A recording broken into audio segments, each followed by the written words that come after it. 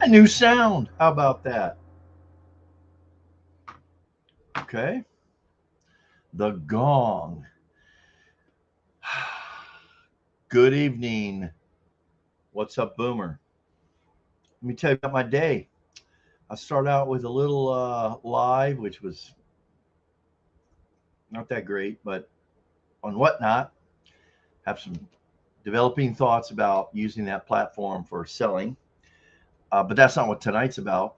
And then I wasn't feeling so good. I thought I better take a nap. I've been working I work with people all the time. Like, hey, why don't you come over for whatever? I'm going, when's your next day off? And it's like, I got a whole day's worth of stuff I need to do. And today was a day off. And that's one reason I'm doing the live today. And I spent over 2 hours taking a nap. And it's like, whew, man, what have I got going on here? Oh, so the next thing I know, I'm an hour and a half off of this live. And so tonight, the topic is retirement myths, but as is the way of the lives, the audience can go any direction they want. We can do Q&A. I kind of put in the thing Q&A with the boomers. Let me see where that Q&A thing is. Oops. I want to add it. So in case someone drops in here and has no idea what's up boomers about, who I am or who you all are, um, you know, doesn't look like I have it. So I have, we'll give it a few minutes here. For those in the room, don't say who you are, just say where you're from. How about that? Where are you from? I'll start. Arizona with a little emoji. The most appropriate one being, in my opinion, yes. There we go. I was going to say, nothing seems to be working, at least not very fast today.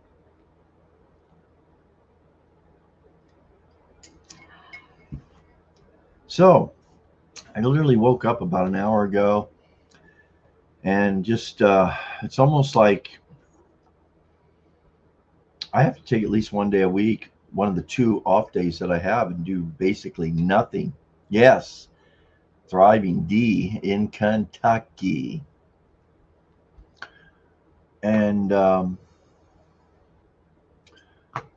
was watching, I actually commented on my first live stream from Buzz's Retirement Garage, and it was the one he didn't have his. He was driving. He didn't have his. He could. He didn't know his volume wasn't on, and everyone's saying, "Hey, pull over! We don't hear you." He ended up going 10 minutes and ended up just quitting. He couldn't figure it out. I've had that happen to me before, where if you're using your phone and you're doing multiple things on it, like live streaming and then whatever, it mutes you automatically. I think it's because he had it plugged in maybe to something on there. So if you're here and you've got some retirement myths, I have about 10 of them. I had a few in my mind, and then I went to an AI and said, search, document the retirement myths that you are um,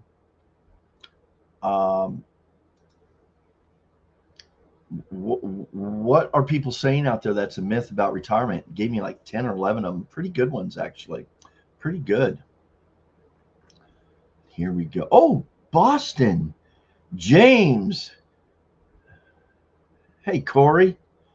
Corey, I think you're in Florida. You know what, James?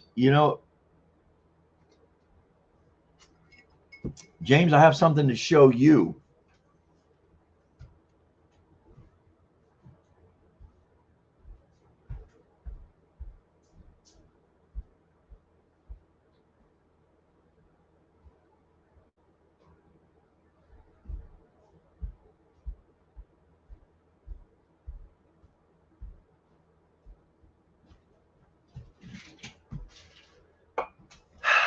a little bonus. I have it right here. Some of you who have, any of you who have caught me on Whatnot kind of know what this is about. So James, I have a coffee mug, quite the collection, and I wanted to start to move those out. And they're a lot harder to sell than what I thought, because most people ask way too much money. They don't want to pay 10, 15, 20, $25 for a mug, even if it's semi-collectible or memory associated with a memory, and then shipping. But I thought this was a cool mug, and I picked it up for my collection. I've had it on every Whatnot auction so far for like $4, and nobody would buy it. James, you want to see it? This is for you. I threatened. It's by a local artist or an artist, Luka Took. You know where those are? Can you identify those for us, James? This I'm not what that's about. That what's what is that? Oh, that's the Minutemen. What's his name? The rode along, said the British are coming, I think, or some representative of that. So there you go. How about that? What a cool mug, huh? I should raffle it off. Paul Revere, yes. Oh my goodness.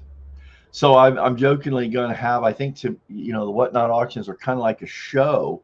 I think I'm going to have, if something doesn't sell in 3 tries, 3 different shows, I'm just going to take a hammer and crack it. I have a plan for that, actually, but I'm not actually going to destroy the good stuff. But I'm going to appear like I'm going to destroy it. What's your birthday? Oh my gosh. James, have you been here before? Hey. Oh my gosh. You guys that were here a month ago, remember when I shared my picture with the hat at the end of the show? So not many people saw it. Look at this guy's hair. He and I are like brothers. His is better though. My birthday is September 12th. Same year. And as you know, I'm What's Up Boomer 1958. How about, hey, that's cool. James, have you been here before? I apologize if you haven't. I don't recall. Yes, Paul Revere, thank you. Yes, we've got it. Trying to wake up a little bit. Let me get my collection out of myths.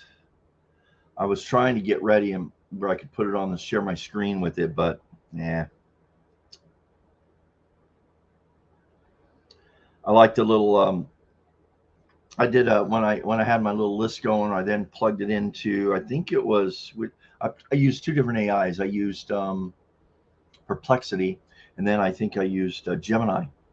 Kind of liking Gemini, even though ChatGPT is my for the best overall everything. ChatGPT is my go-to. Oh, Jay, all right, cool. Welcome, man. Good. Were you here to share? Do you have a retirement myth? I'm about to rattle off some of them, and they're very true. Yeah. So you've worked hard for decades. Let me see if I can get this. Yeah, here we go. You've worked hard for decades. Now you're hearing all kinds of advice, stories, and warnings about retirement. And if you're getting retirement if you're seeing and watching topics on retirement on YouTube, you know, it gets, sometimes I get a little irritated at, hearing some of the stuff that doesn't really apply to me. Why I'm listening to it or watching it, I don't know. And I know by government statistics, it doesn't apply to easily over 50% of retirees currently, and as high as 60 to 80% in some areas. But some are helpful as far as these myths. Some are myths that can leave you anxious or stuck. Here are the myths many retirees talk about and the realities they've discovered. Myth number 1 we'll start off with tonight, and I'll go through these just throughout the show. Myth number 1, let me do this real quick. I'll put it on a banner How do I edit this? Oh, here we go, guys. Myth one is this.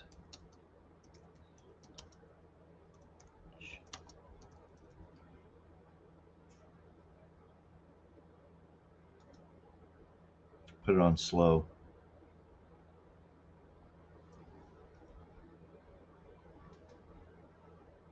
How about that?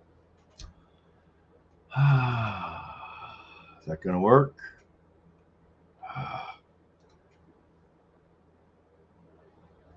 There's an old one.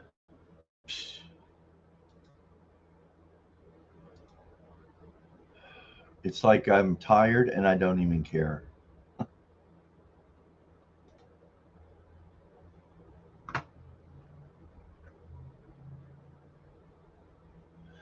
I don't know what I'm doing, guys. Don't know what I'm doing. There it is. Is this the one? Yeah, there it is. Myth number one is, you're not gonna need to work, or you can afford to retire because you're going to spend less. Your expenses will be lower. And as far as with regard, now we don't have to stick to this subject the whole time, obviously, but I'm just going to intersperse over the next hour or so these myths. Um, and the reality, and I find this to be true, boomers expect retirement to be a low cost phase. In reality, spending often stays the same or even rises the first decade thanks to travel, hobbies, home projects, and health expenses. And I would add to home projects, what I see a lot of retirees talking about is the unexpected realities and the hits they take when they find out the house they have that's paid for needs a new roof, needs a new AC, needs a new heater, needs a new water heater. When I said heater, I meant a furnace. So these things are, good night. These things are expensive. So yeah, man. Mm, mm. Oh, James. I don't know. You're new. I've talked a lot about this. I've taken some hits on this because the reality is at least half of the people that would be in this What's Up Boomer community will not live 30 years. Matter of fact, I think it's at best we're going to live to about 75, 76 based on the stats. And if you, like me, any of you like me, has already experienced a health event, in my case, a heart event, I survived it. When, I like to read stuff like this because it was in my favor. Very few people do survive it. The Widowmaker, even though I see people that talk about surviving the Widowmaker all the time, but those that, the majority, it's less than 10% apparently. Uh, they're not around to talk about it. That's the sad reality. But so as a result, this big debate out there, you should take your Social Security. When should you take your Social Security? I took my Social Security. I didn't take my Social. I'm waiting till 70. And things can change overnight, as many of us do know. And the government knows. I have a friend who is an actuary. Actuary? I never knew about this. One of the highest levels of mathematics you go to school for. There's like 13 tests or something. And if you look at Social Security itself, they will share with you the actuary tables the insurance people run that are so accurate, scarily, especially probably even more so with AI. You can predict when you're going to die when you feed it all the information. The government knows. This is what keeps Social Security going right now. The government knows how long the majority of us are going to live, and the majority of us are not going to see out to where they're going to lose money on the Social Security because they know this. And what that means right now is for those that take it early, they would have, for that to have been a bad decision overall, is if they live past 84, 85 years of age. And the numbers say half of us won't. So that's the makeup phase. If you live to be 80 something, you would have been absolutely been better off waiting. For me personally, I could, a lot of us, it's simple math. You can't take it early. And people don't talk about it. It's a simple decision. They make this big thing. Why I took it early, why you should take it early. No, well, can you afford to not work? Can you afford to maintain your lifestyle on that little bit they're going to give you at 62 and a half or whatever it is? Because if you earn over at this time $24,000 a year, they start clawing it back. So it would not be good. You gotta have to continue to work. Yeah, James, we're not going to live 30 years. I'd love to, but man, I don't know. I downsized and moved to a lower cost state. This has come up, moving to a more affordable area. And I think, Deb, you said you were in Kentucky now. My brother lives there in the Louisville area. And yeah, moving to Midwest states. Another brother that I have just sold his home here in Phoenix and moved to outside of Kansas City. We're in the house he got there compared to the one he had here, and the space that he has, a little bit of acreage. It's just he thinks he's in paradise now. Yeah.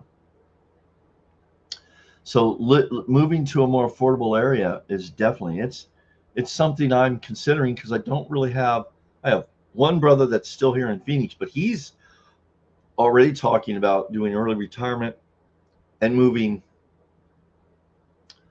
to a more affordable place, maybe even a smaller place, because Phoenix is, I believe, the 5th largest metro center city in the nation. It's a pretty big city.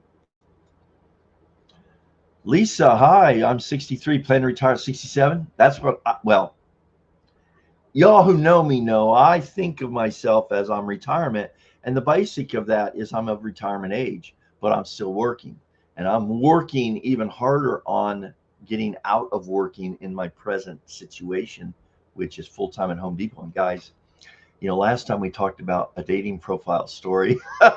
You never know what you're going to get on a What's Up Boomer Live. I had a situation.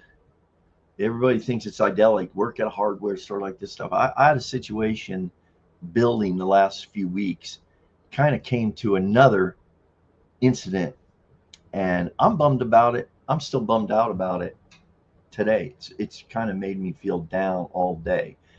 I'm not going to get into it here, but it is a video I have planned. I have it actually all outlined, and it's about the unexpected things or the challenges of having a job working full time after 60.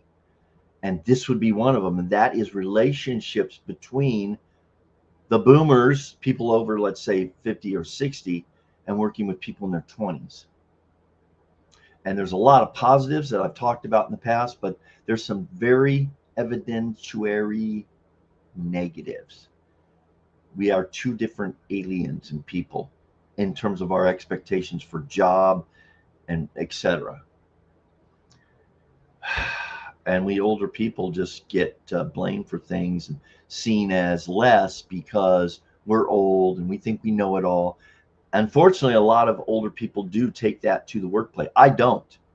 It's like I told some people the other day, listen, I put in over 2 years at my first job there in customer service, listening, being told what to do by 20-year-olds, had absolutely no problem with it. Why? Because they had more experience at this than I did. When they told me this is the way we do it, I didn't say, well, why? Or what if we did this? Or, why? I don't see why that's working right now, because this isn't happening right now. Why would we have to do that? I asked a gal who I was kind of in a position at one time back then.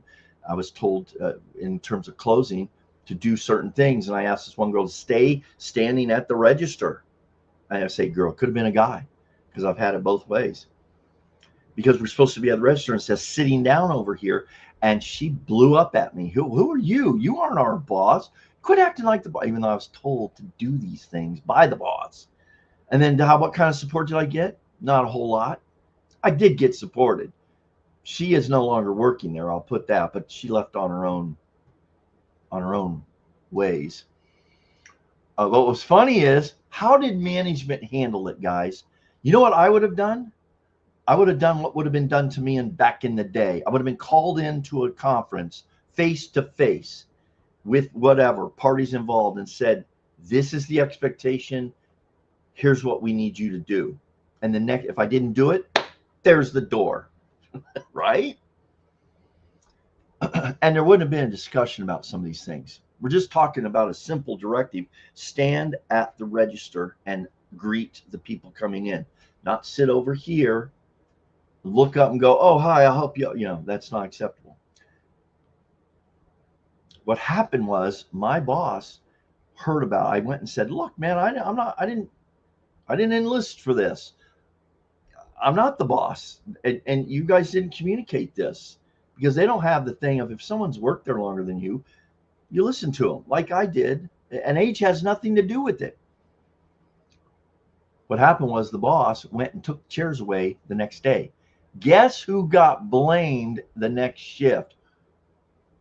Phil, what did you do with the chairs? Like I would have been petty like that. I wouldn't have done that. I would have just laid it out. You sit in that chair, you're going to be dismissed. You're going to go. This is for customers, or this is for you to take, if you know, whatever, quick rest. That's not your place to sit during the shift. It was comical. Oh, they were fired up. Phil hid those chairs. Where'd you put them, Phil? That's uncool. You know what? Who are you? Blah, blah, blah. And finally I said, I didn't do nothing with it. I don't know where they are. Then they were put in the back training room, and they found out, and they thought, oh, we found where you hid the chairs. You know, I finally said, look, guys, I did nothing to it. At that time, I didn't know who did.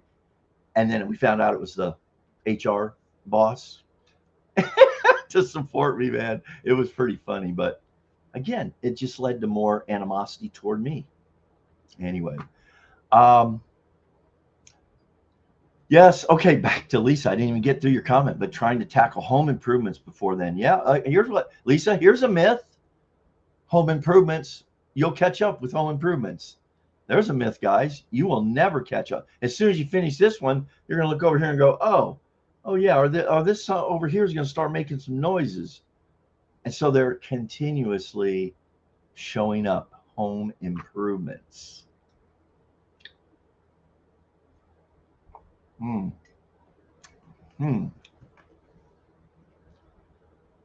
Struggle with loss of status I had at work, and loss of community. Yeah.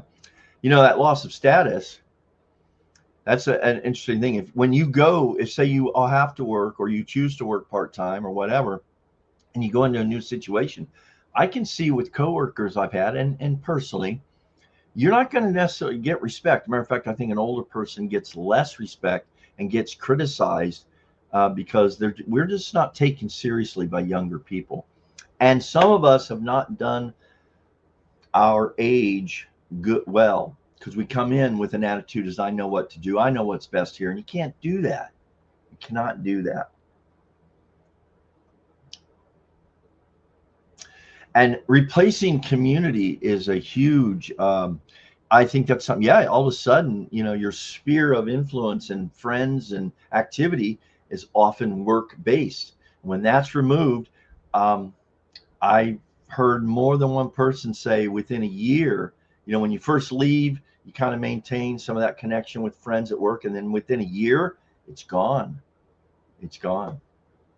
They're no longer calling you to go do things with them anymore, if they were ever at all.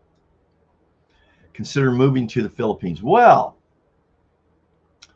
yes, it was a consideration, and I really haven't updated this, James, but here's where I'm at, especially after my last trip, which was my second trip, and doing lots of research.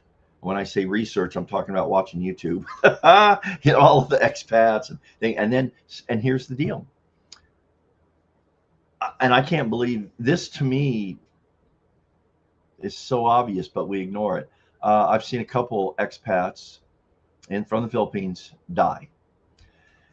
Had they had their heart attack or stroke or whatever, which is what some of them had, or maybe motorcycle accident, infections, had they been in the United States, they might, not guaranteed, but they might have survived.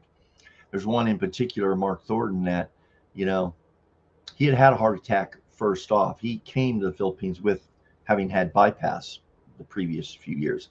So he already had a heart condition and he was doing really good. I mean, overall, but then he had a stroke. It took them 30 minutes to get an ambulance there. He was 6'2". They didn't have a stretcher. They had to get neighbors to help carry him down the stairs wrapped in a sheet. This was reality. Get him in the back of a truck, get him to the hospital. I think he lived maybe a day, but by that time, they didn't have oxygen, which, I mean, all these things, this is all things that took place. And he passed, and probably, you don't want to necessarily survive that kind of incident. So, yeah, living overseas. Now, if I was in a major city, like where medical is, in my opinion, based on my research, better than the United States, believe it or not, unless you're maybe in a couple different areas where there are some outstanding hospitals. Like Thailand's outstanding. I don't want to live there though. Never been. The major cities in the Philippines, there's basically 3 or 4 cities, and then the challenge there is, do you have access when you're having an emergency, meaning you need critical medical care now? What's the reality of you getting to the hospital? By the way, do you have the money with you? Cash? I think now they will accept some credit cards, but they want to put maybe big amount down. All these things come into play. In the last trip, for example, I was on the island of Bohol, and it started to rain. I had no idea that there was a type of typhoon coming in, very low key at the time. There's basically, they call it signal 1, 2, 3, 4, and 5, kind of like our, hurricanes, levels. It was at signal 1 that shut all shipping and air down. I was on that island an extra 2 days, going nowhere slow. So I have thought, James, that I'll stay here, but the risk that I take, I'll still travel, but I'll probably be a little bit more, what's the word? I'll be careful and accept the reality. Should something happen, then something happens. Hey, you know what? Even in the United States, if I wanted to go on a hiking or camping trip or drive up to the Grand Canyon, okay, I'm not near a major hospital. I mean, this is the reality. If you live in rural America, you're facing similar things. The big difference, they can flight if you get in an accident, whatever, they flight for life you out of there. So you could be from any of those areas within a half hour, whatever. They could stabilize you, get you oxygen, do all that stuff. That just doesn't happen in some areas of the world. So we're all going to go, right? And I'm accepting that more and more. And James, like you said earlier, we're not going to live another 30 years. I'm a little too obsessed with this, but every day I think about, I need to get this done before my pass. And when it could be tonight, could be tomorrow, could be 10 years from now, but we don't know. So do I want to leave all these coffee mugs to my kids? No. I have a daughter that would love it. My son would go, what? How could he do this to us? All this work. All right. I would though, James, think about, someday maybe, having a place, having a place overseas. Full-time position at FedEx. Wow, Sage, really? Keep us posted. Matter of fact, if you'd be willing to share that process and story as it develops, you need to come on the live, because Sage, it's the majority of us, man. Younger generation questions everything. I even found out that at Social Security Administration and oh yeah, and Dee, if you don't know, that Thriving in Retirement actually worked for Social Security. I'm not sure what she did there, but she's pretty well versed, I think, on the ins and outs of at least the administrative area of Social Security. Struggled with being a mentor. I finally got into fraud investigations and was much happier. But what were you doing? You were busting the older people? Had shame on you, D. No, yeah, fraud. That could be claiming you have kids, getting them benefits, and you don't, whatever, right? Anyway, that's an interesting deal. Shoot, I'm 61. I'll turn my hearing aid up because no one is talking me out of it. Oh, good. Oh, it's not about money. It's job easier on my bones. Wow, another excellent consideration when we think about working, choosing to work or having to work in our after 60. And Sage, in the outline for my video, which was actually planned 3 weeks ago, about things, surprising or unexpected things about working after 60, the physical challenge of it is a definite reality. For me, I did this part-time rep job for Espresso, and I had to stand for 4 hours on a hard surface. And now I work on a concrete surface. And you know what? People have they can't believe it. You do get used to it though. But yeah. Who's right, Lisa? You guys have to bear with me because I know we were talking here, Lisa, about I don't even remember. Let me look back here. Yeah, plan to retire. Trying to tackle home improvement. Yes, home improvements. They're never ending. So what my home improvement calendar looks like? I can look within eyesight right now. Like one of my things is to put that away. That was 3 years ago. This plant almost died. I didn't water it for 3 weeks, but it's a snake plant. I thought it was supposed to be okay. It's dying down here. I threw some water in it yesterday. Home improvements. How about home maintenance? Oh, Lord. They just keep going and going and going. Jack. Hey, Jack. Hard valve replaced at 65 caused other issues. Sardis. Yep, I would have too. Will probably not make the break-even point. Jack, yeah, say that as far as realism. So that just means as well, the odds are with the comorbidity, my health thing, it would not be in my favor that I will even make the medium. People that make the medium yet, or people that go beyond 75 have excellent health and histories. Or Jack, something that is super encouraging is they say if we can live another few years, like up to 4 more years, medical advancement and treatments are going to extend life significantly. So when you look back just a few years ago, they were able to unblock a 95 to 99. They told me 99%. I saw another report said I had a 95%, but I had a major blockage on the main artery of the heart. Just a few short years ago, it would have been automatic open heart surgery bypass. But with the new techniques, the new stents, the new this, that, the other, they were able to open it. I was in and out of that procedure, awake for the whole time, amazing, in less than an hour, and went home the next morning. And here I am 7 years later, spitting words of knowledge. So yeah, let's. So Jack, the thing that we have going for us, even though we have a comorbidity, as I guess you can call it, we have medical advancement coming at a rate that does favor extending our quality of life. Hey, Alan. Hey, Alan. This is for you. Last time we talked, was it a week ago? I told you I bought this in last December and hadn't used it. Well, Alan, I want to tell you, I've yet to use it. Oh my gosh. I was going to actually do a video today. I thought, I'll use this.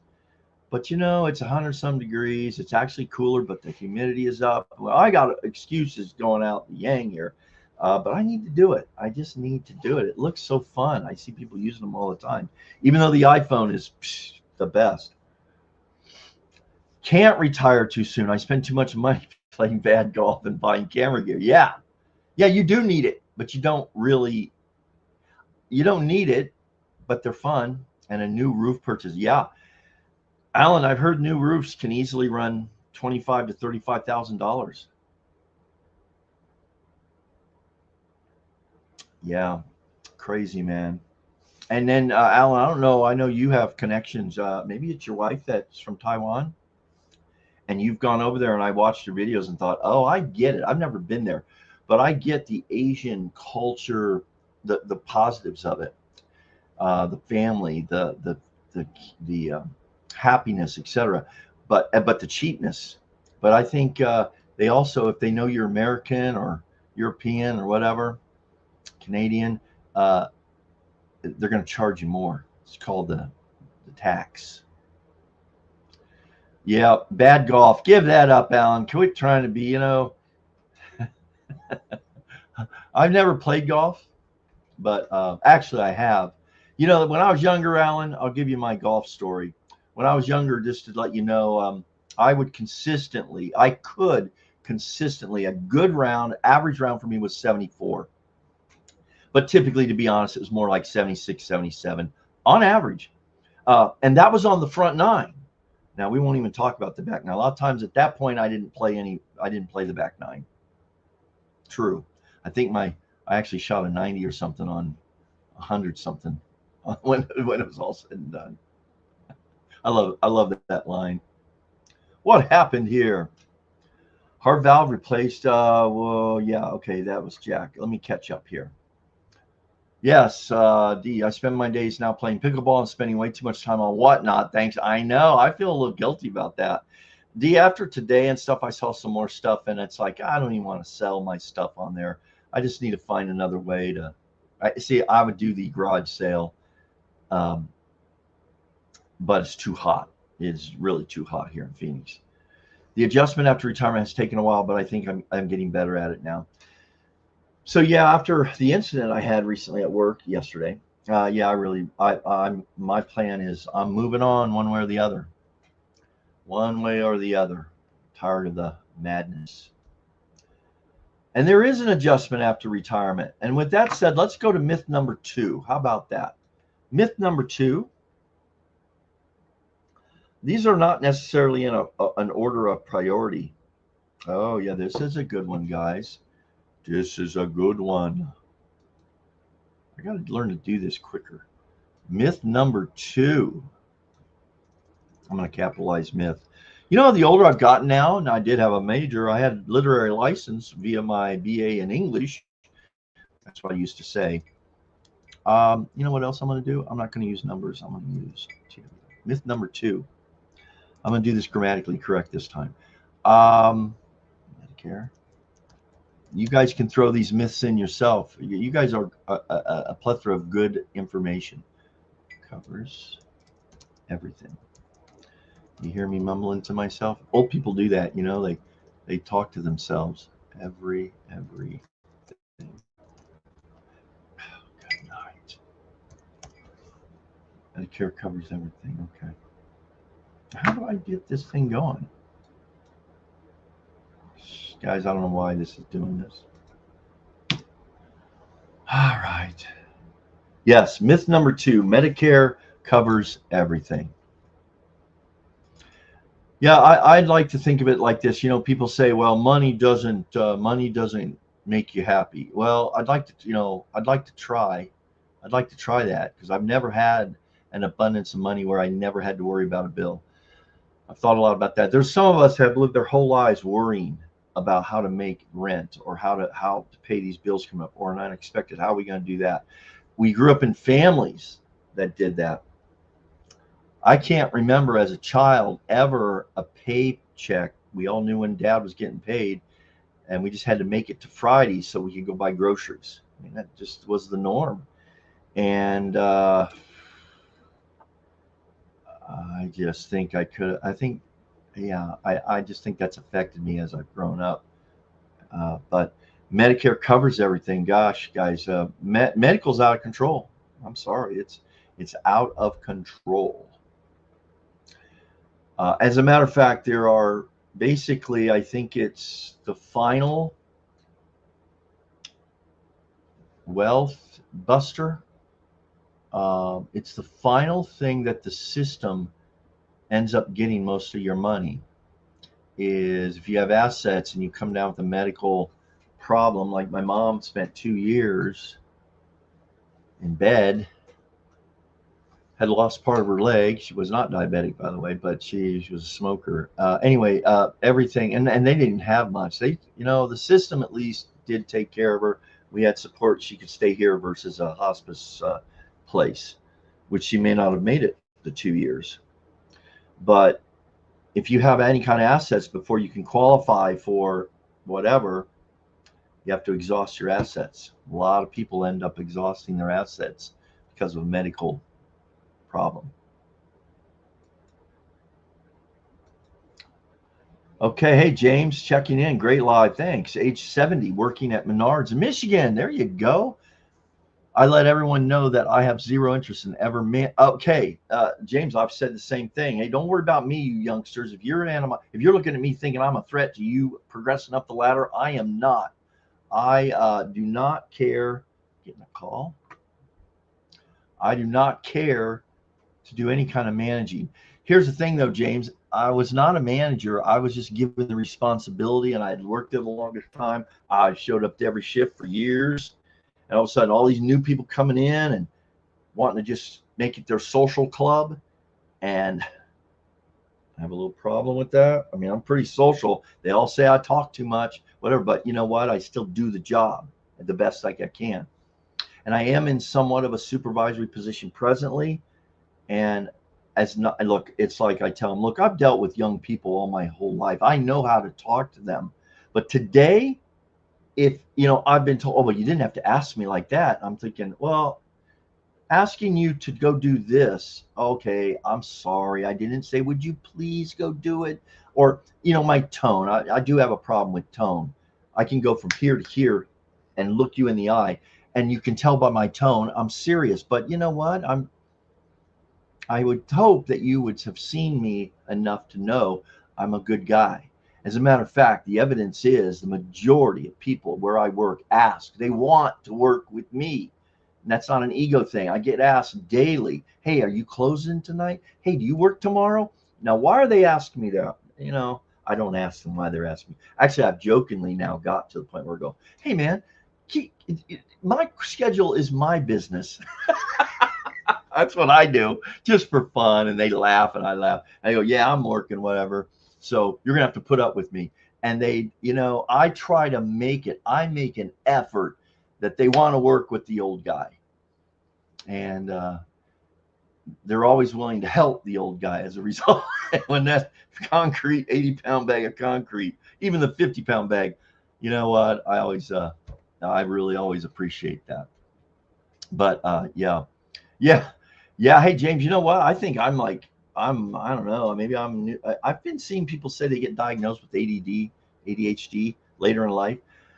I feel that definitely. And I think it has to do with if we stay young at heart and mentally, we see the world, and especially the world we live in now, we are amazed by it. And there's a lot of shiny objects that we've never had before, and they're right at our disposal. And I like to experience that, especially with technology. I was a supervisor, yeah, for a while. Hated being in management. Yeah, you know what? It seems like some are, I'm going to tell you this, the supervisor I have right now, a couple of them, the best, as good as I've ever had. One of them's in his 20s, the other one's in his late 30s, early 40s, I think. They have a knack. They're good. They're really good. And I would say, I mean, I've had to, yeah. They're not perfect, but yeah. Getting closer. Hey, Nomadic Brian, getting closer and going back to work after sort of. Okay, Brian, I'm telling you, this is a very common thing. How do I know it's common? I see it happening all the time in the YouTube world. People that are sharing, people in my community. Some of us have never left because in my case, I could do it. I can make it work. But I would live a very more Spartan lifestyle. I live pretty Spartan now, but I can get what I want. I can't travel when I want. I can't go see my grandkids when I want because I have to get permission. That's one of the toughest things about having to work in retirement or choosing to work in retirement. It's a myth that's a myth that, hey, I'm going to go to work and hang out with young people, help people with their projects. That's a myth. It just doesn't happen. What the reality is you now in short order or within a year or more, because all of a sudden you want to go visit for a holiday, you can't do it. You're on the schedule, and your approval for that time off is denied. But guess what? As a boomer, that's right. I work for them. They don't. The job isn't made around my schedule, and that makes it tough. Where am I? Yeah, Brian, I'm wondering why are you choosing to do that? Medicare still has plans with $200 monthly and high deductibles. Absolutely. Now, I have been told by numerous people that depending on the state you're in, and I think it was Dee that said she moved to Kentucky, or she lives in Kentucky, she shared that, it's more affordable. What's cool about that is more affordable areas. I know people in Florida, I think even in Arizona. I haven't looked into it yet because my insurance is still covered by my employer, and it's just under 200 a month. And it's not very good. I still pay out of pocket 170 some dollars to go into my cardiologist twice a year because they hold me hostage. If I don't go in, they cut my subscription, my prescription, my heart med, my blood pressure that I've been on. And they say once you've been on it so long, you just can't cold turkey it. That's not healthy. So they say, well, you need to get in here, or else we're not going to renew your. That's the way you're blackmailed in our system. It irritates me because I go in and it's a $300 to almost $400 visit that my insurance covers all but $178 of it. And I've had on numerous occasions say, look, get me in then, and then they give me a 10-day renewal at a time for the meds. My neck. So you know what? It's irritating, guys, isn't it? It's just irritating. That's a um, and what I was going to say is in some states there are programs that help pay those additional, especially if you get the supplement plan. And a lot of people say, oh, you don't need the supplement plan if you're healthy. Well, you don't know when your health is going to go. And having that supplement plan is pretty important as the way I see it now. So I'm already thinking if I go to something else, I've got a plan for a 200 plus monthly medical expense to cover insurance. I have my healthcare coverage from the federal employee program, so I have the option whether to also get Medicare. There's a huge debate about this issue. Yeah, debate, I assume, because they think why should they provide it if you have it originally? Actually, Dee, I'll tell this story another time, but I had this was a very momentous morning when I got news that because I had taught school, they were going to reduce my Social Security because I had a pension. Well, as we all know, I used that money I had saved for about 10, 15 years at the time to start a business. I've covered that kind of in a previous video or two, and that was a big, big mistake. I can remember, though, thinking I'm not going to use other people's money because if it doesn't, I would have felt tremendous guilt over the reality of the statistics saying your failure rate of starting a new business is like 50% up to 80-90% within 5 years, 50% in the first year for most. And I just couldn't live with that, so I just used my own money.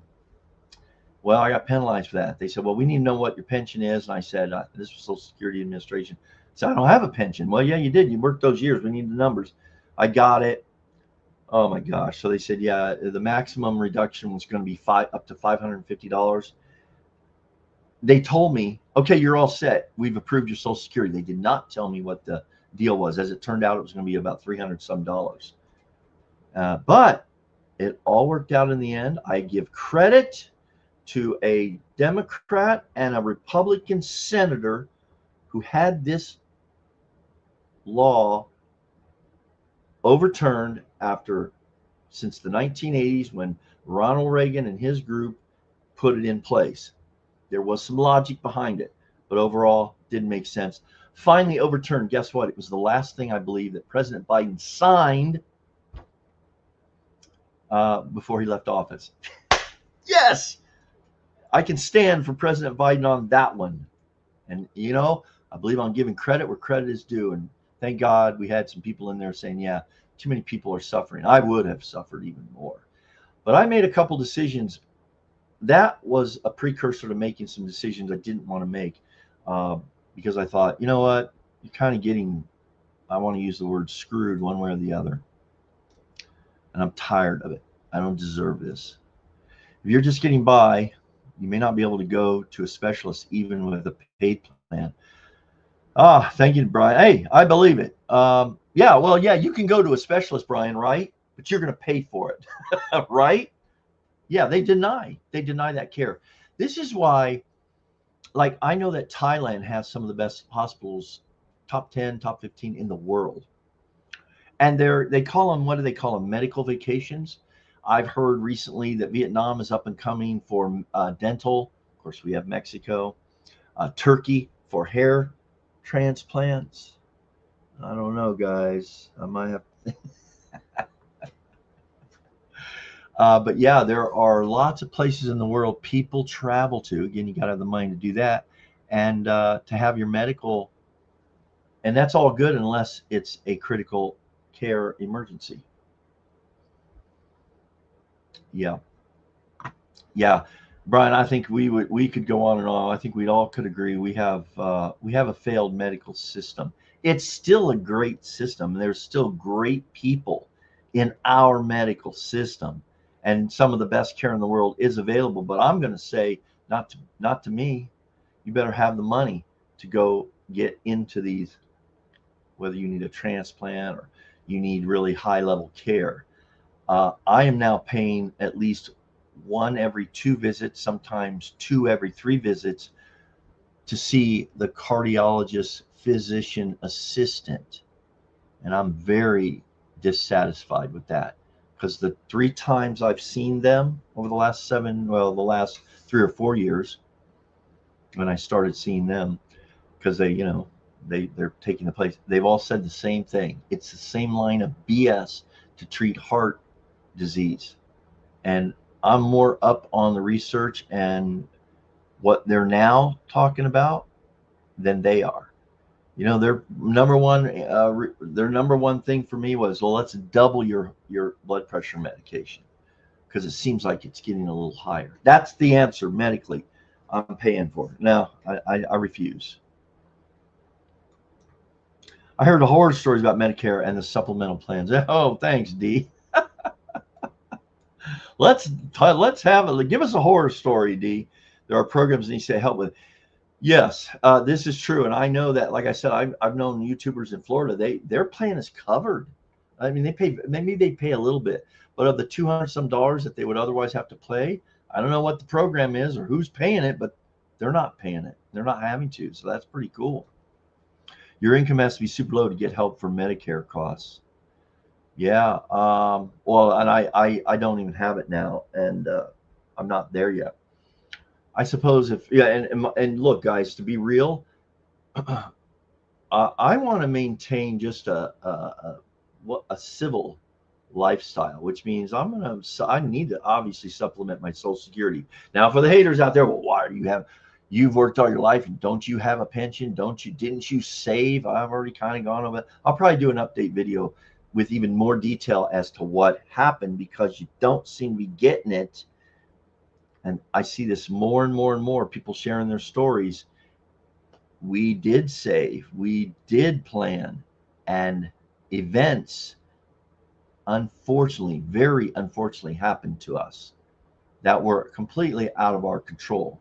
And it wasn't because we were alcoholics or drug users or we bought a new Maserati. We didn't do those things. There's good people that just hit some bad luck. Call it what you want.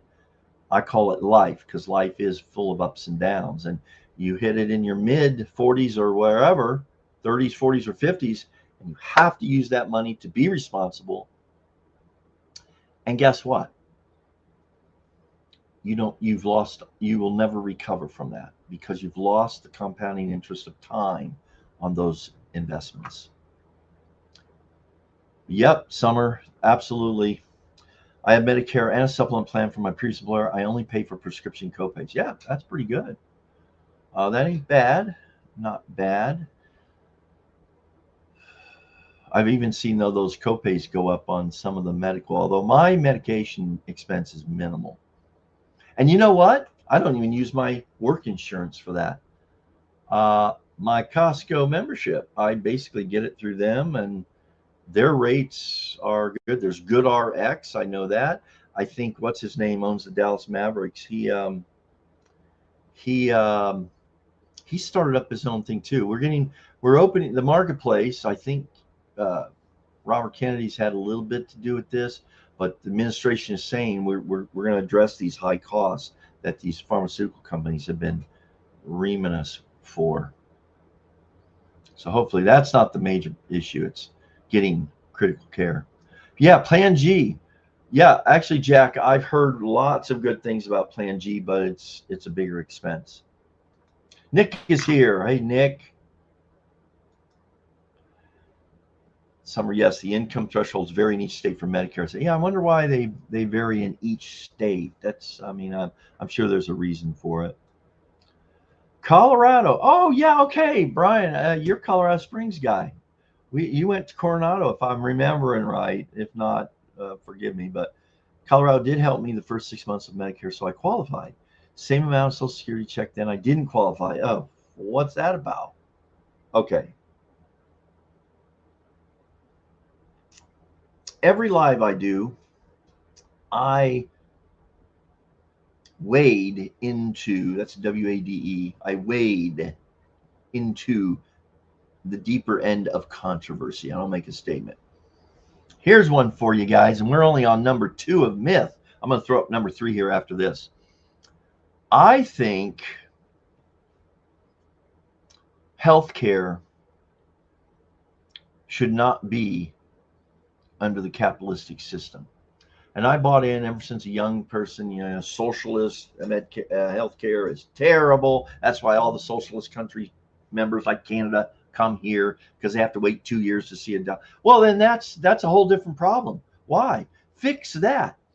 But I feel that if we deny healthcare, it's easy to argue this if we deny healthcare, say, to a child.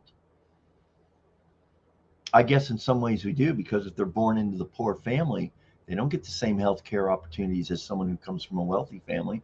And I think in this country, and when I look at over my lifetime, but particularly in the last recent years, the money that goes forth to, without getting into those controversial issues, I want to say BS. We can provide foundational, outstanding health care. And I say foundational because I'm not sure transplants, heart, that's a whole different level. But in terms of health, emergency care, cancer included, which is expensive, heart disease, which is number 1, diseases, childhood. I mean, it should be covered in this country. It's horrific. All right, so myth number 3. Let me see if I want to take. Hold on, people. So myth number 1: I'll spend much less. Not really, especially initially. Medicare covers everything. Whatever. Taxes will draw. Oh, taxes. Oh yeah, this is a good one. Hey, you guys will like this one. It's about taxes, right? And banners. There we go. Hide that. Let's get the new one up now. Myth number 3.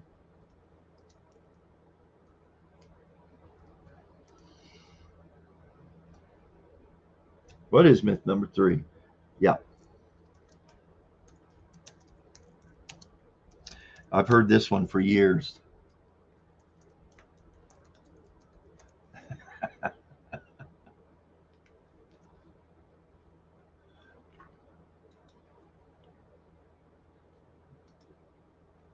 Having trouble again, people.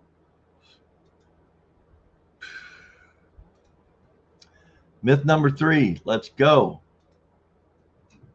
That's not the one. God. What is wrong with me? Oh, I got to save.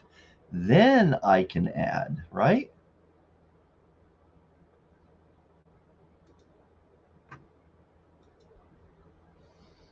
I don't know what I'm doing, guys. Oh, yes. Myth 3. Taxes will drop automatically. Man, what do they say? The only thing, something about life is taxes and death. And it probably should be modified to increasing taxes. So yeah, taxes don't drop. And the old argument I've read years and years and years over is that, well, you're not going to be taxed as much because your income will be lower.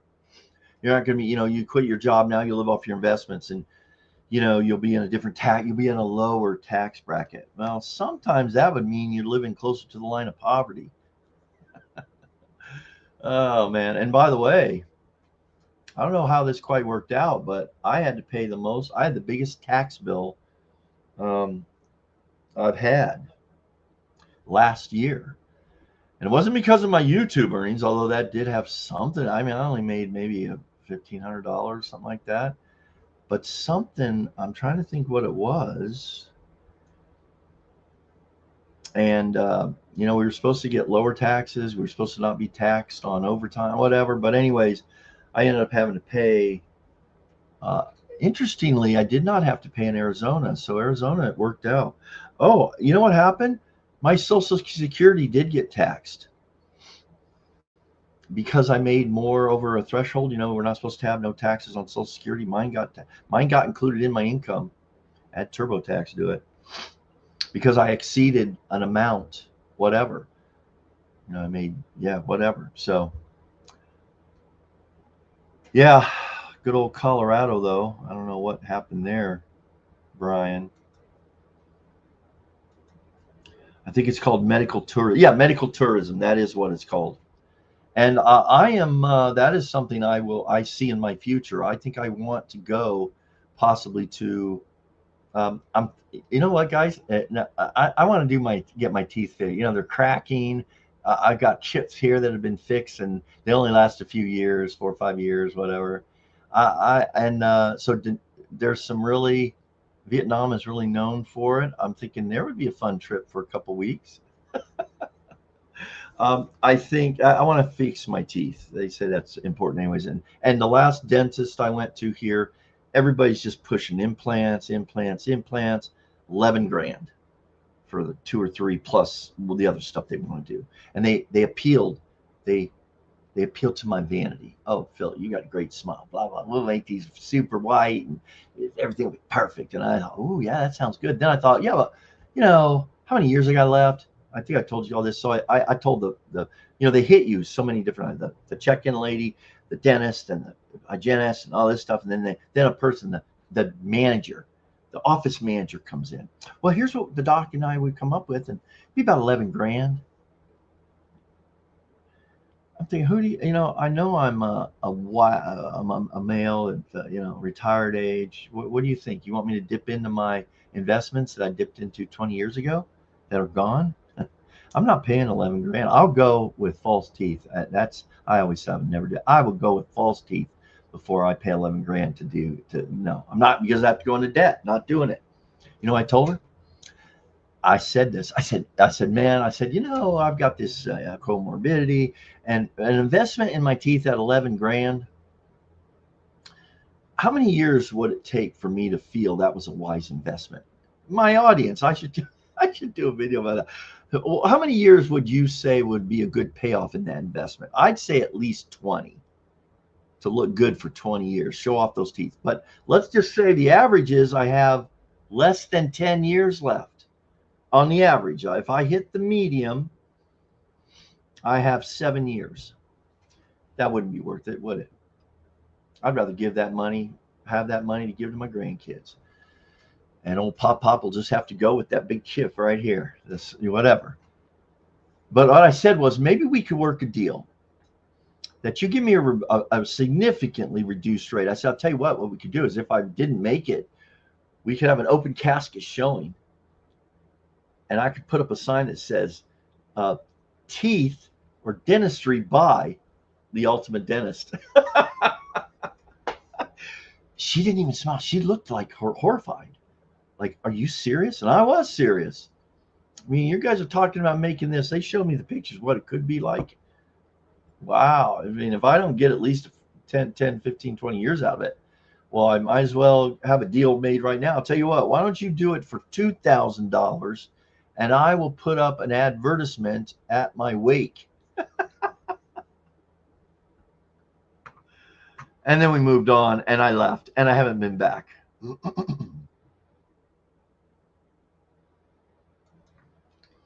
Notice the trend in having the PAs. Oh, all the time. Fortunately for me, I see all my special. Well, I have a friend that the first time it happened to him, he had a cardiac event. He's years younger than me, and he had it a few years before me. And when he found out I'd had one, he didn't say, "Are you okay? How's it go? Whatever." He just said, "Welcome to the club, the stent club." And he went in for one of his, and he saw a PA, and he got angry, and he said, "This is unacceptable.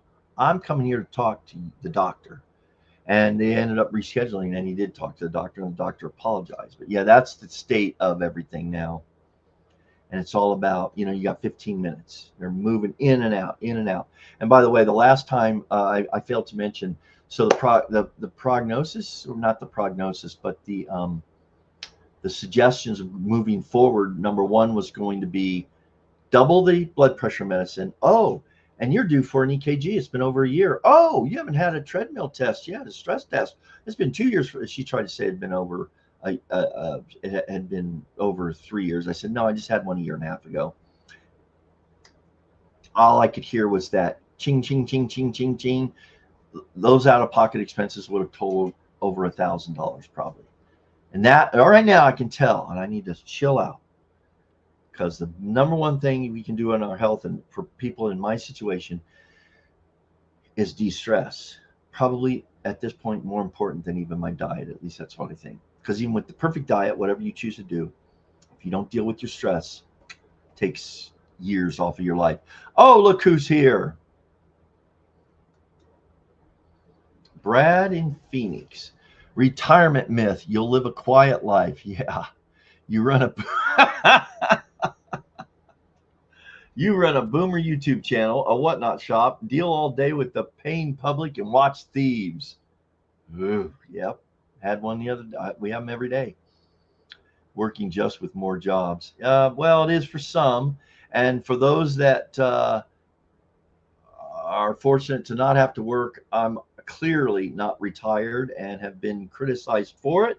As a matter of fact, had 2 recent comments on previous videos I've done that basically, again, point out very clearly and with some strong vocabulary, not 4-letter words, but just, like, you're an idiot, you did something wrong, insinuations. And you know what? That's probably, Brad, why today, at least I want to think, either I have something going on, my mind goes crazy, cancer, heart, my fatigue is either that, or it's because I'm doing all this shiat. I need a day. I feel guilty, but today I didn't get jack done that I wanted to. But you know what? I feel, I need it. I just have to do it. I'm 67 years old, and yeah. Whoop. Mouse down. Yeah. Some people still work for a living, D. He's not of retirement age yet, although I think he probably could retire. He's got to make enough money to buy me breakfast again. Which, by the way, Brad, I'm thinking about going Friday to the new Spinato's location on Bell. They opened today, and again, that's real sugary sauce, but it's good. So I'm gonna go support them. Ran into the GM the other day at Home Depot, and he gave me a free appetizer type card, bread and oil or something. I have Plan F. This sounds like a joke somewhere. I haven't even read the rest of it. That's no longer available for new enrollees. It pays everything, but premiums are skyrocketing. Mm. Okay, same thing with the taxes. The taxes could drop. I suppose if you've got assets, you probably need to pay an advisor on that. But yeah, I wonder why they took Plan F away. It probably they were losing money on it or something. Yeah, Brad's younger for sure. I'll tell you what though, he may be younger, but I'm smarter. When we met for breakfast the other day, he had the audacity to think he'd beat the boomer there first. So he was waiting for me to video me.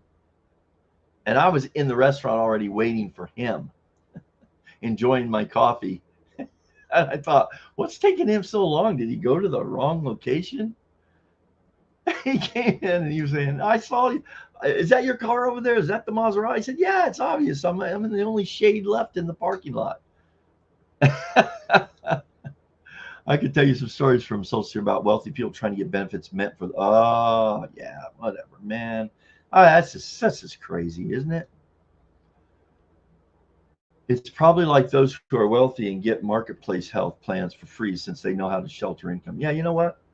Yeah, it's interesting. Nobody, particularly I suppose the wealthy, want to pay unless you're just off the chart wealthy and you want the best. Nobody wants to pay the healthcare costs. Let's face it, with some of the areas of the world that say open heart surgery, for example, or the stent that's $100,000 here is maybe 20,000 or 15,000 overseas. Same thing with excellent doctors. So whatever.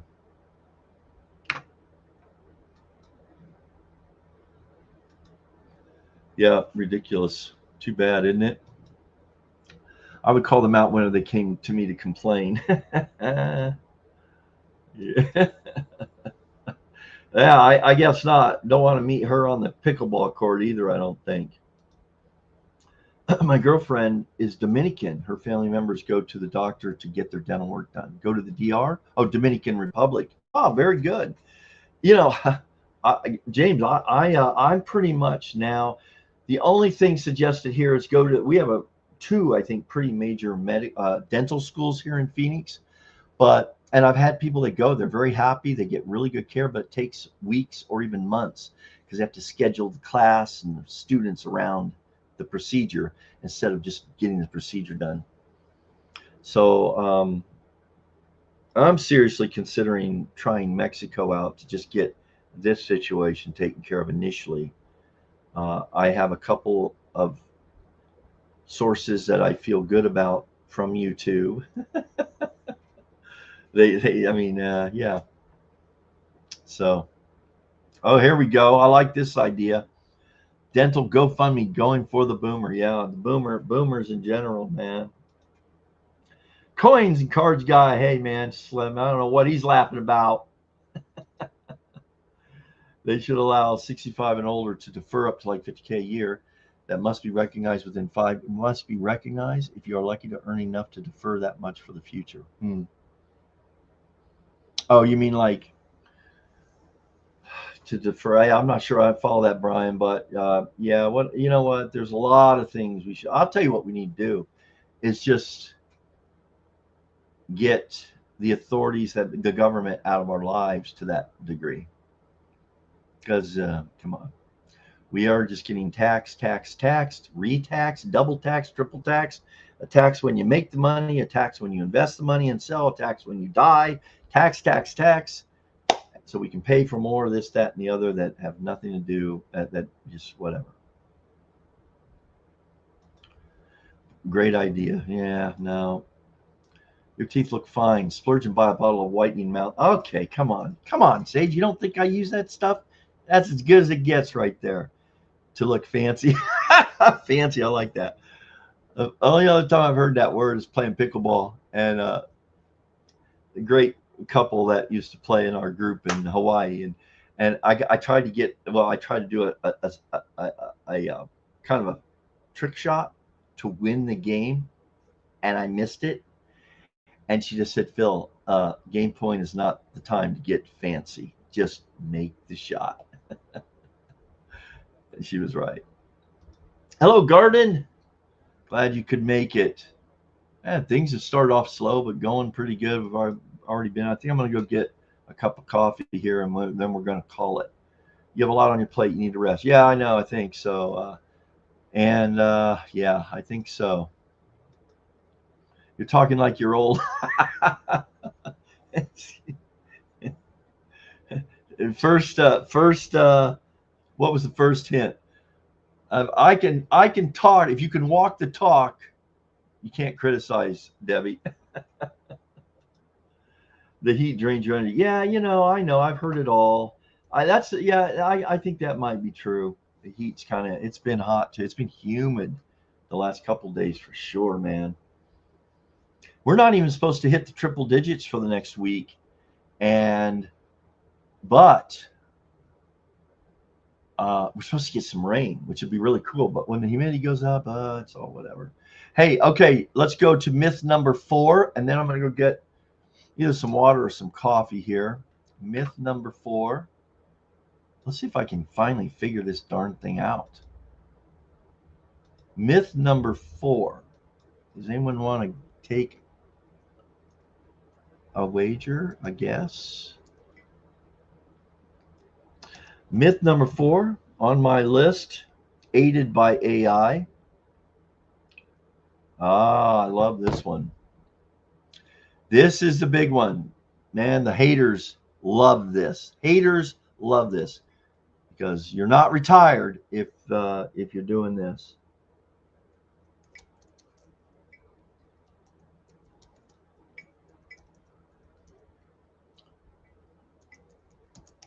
Wow.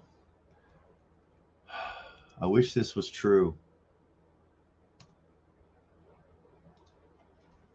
Myth 4 is I'm done working forever. I've always said I plan to work forever because it keeps you active, it keeps you young. You look at a lot of people that are 70, 80, 90 years old, and they ask them, what's your secret? They usually say, keep moving. That's what a 90-year-old told me one time, or his wife did. They were, yeah, keep moving. But a lot of that is related to keep working. But the difference is find something that supports or feeds your passion, feeds an interest, feeds a hobby. Keep working. Be productive in some form or fashion and to some degree or level. And I can't. Now, some of us do have to work because for money. We have to. And I don't see anything wrong with that, especially if it provides a couple different things. Number one, it keeps your quality of life. And, I think about the money I'm making isn't just for me to spend, but it's for me to kind of build up something that it'd be nice, even if it was a few thousand or so dollars to leave for the kids and the grands. Not that it would go that far. All right, with that, played for a longer time. Oh boy, how about that? All right, we're going to end with this. Hey, Mike. This is Mike, or if you want to really get on the inside information, you can call him Otis. So hang on, guys. I'm going to go fill up my fancy YouTube cup.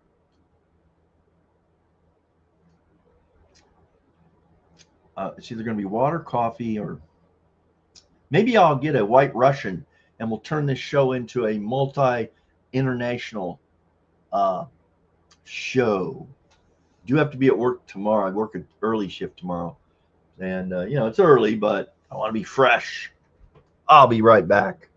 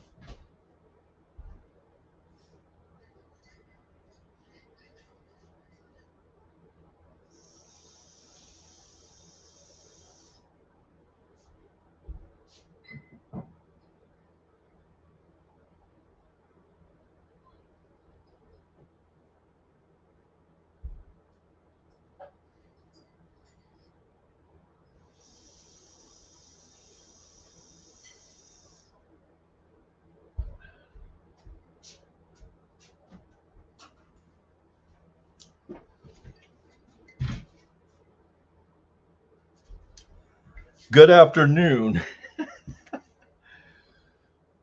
Okay, hopefully I have some chat to add to. We got the biggest group in here yet, so thanks for hanging around. I want to do a poll. I think there's a way to do a poll. And I would like you guys, just for fun, I guess, I don't know if I can do it or not. I probably can't, I guess, because I don't have the paid version. Let me go. Do a poll. Yeah. Widgets? No. People, private chat, record. All right, so here's the poll. Oh, polls! Let me see if I can do it. This is cool. We're going to try it, guys. It looks like I can. So we're going to do a poll if it lets me. What drink did Phil, make?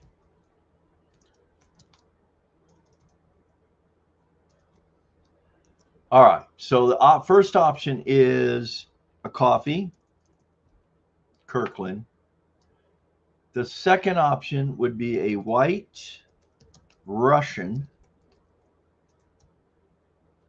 And then the third option is H2O, which specifically would be Smart Water. That's a dead giveaway. You should tell by my intellectual prowess how I get that. So here comes the poll, and you all vote. Let's see if this works. Start and show. The first poll, it worked. It's got to be the Smart Water. And it's in the YouTube mug. Can't show you. I don't want you seeing any steam maybe from the coffee.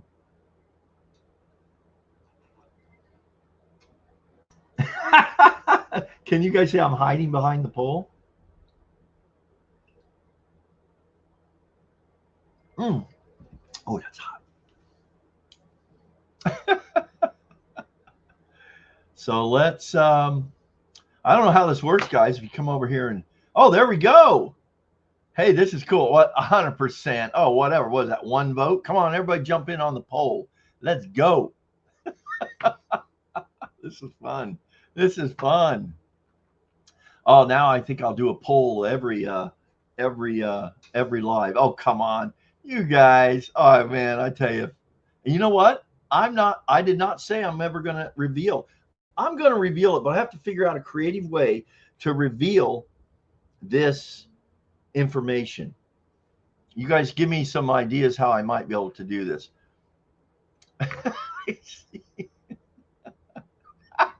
Harvey Wallbanger. There's a boomer drink. I don't even know what's in a Harvey Wallbanger, but I remember that happening. So again, Mike was here. Oh, wait, what happened to my poll? Can you guys still see the poll or not? I have to keep it up there. I'll just go through this real quick and put the poll back up. Hey, Coin and Cards guy, glad you're still here. I was laughing about your dental advertising that you're waking. Hey, that's a true story, man. Card guy, that's a true story. It's my sense of humor, and I have moments of brilliance with it because I thought that was funny. Again, the office manager really, I remember to this day, the look on her face was like what? I go, yeah, wouldn't that be good? Let's talk numbers. 11,000. I want a pearly whites, man. Okay. Never what, Roger? I'm sorry. You have to keep convincing your brain you have a purpose. Absolutely. And man, the theme of What's Up Boomer YouTube is making the best of the way things have turned out. And you know what, Roger? You don't have to find a purpose. You just have to recognize a purpose, because we all have things. It could be a grandchild. It could be it could be something so simple, but it usually deals with directly or indirectly with other people. That's my opinion. And as long as you can find that, you got reason to live. You got hope, and you got some good stuff. Some people want me to be done working forever. It's my duty to see that they fail in this mission. There you go, Brian. That's right. Hey, Judes, good to see you. I love that dog picture. Uh-oh. Roger, this is true. Do you have a question about my spelling of my name? It's my prerogative. There's a little story behind it. There's Jude. That's right. Now we're getting all the party people in here now. We need to get you sauced up. It's cheap entertainment for the rest of us. But, now, Mike, no, coffee is my drink of choice. I have done some before. Jude says hi. Thriving says White Russian. Yeah, of course you would. I don't want you to guess what you hope it is or what. I want you to guess what it's 6:30 local time. I'm doing a live. Okay, retirement myth. You'll spend more time relaxing. Oh, this is a good one. Hold on. I'm going to add that to my list. You're deciding if you have a connection to a $20 game measure and a guy named Film once. That's right. Oh, you guys are missing out on the inside scoop story on that crap. So hold on.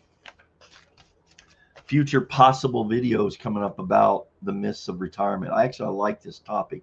Oh, how did that come back up? Did someone vote? Oh, please. Come on.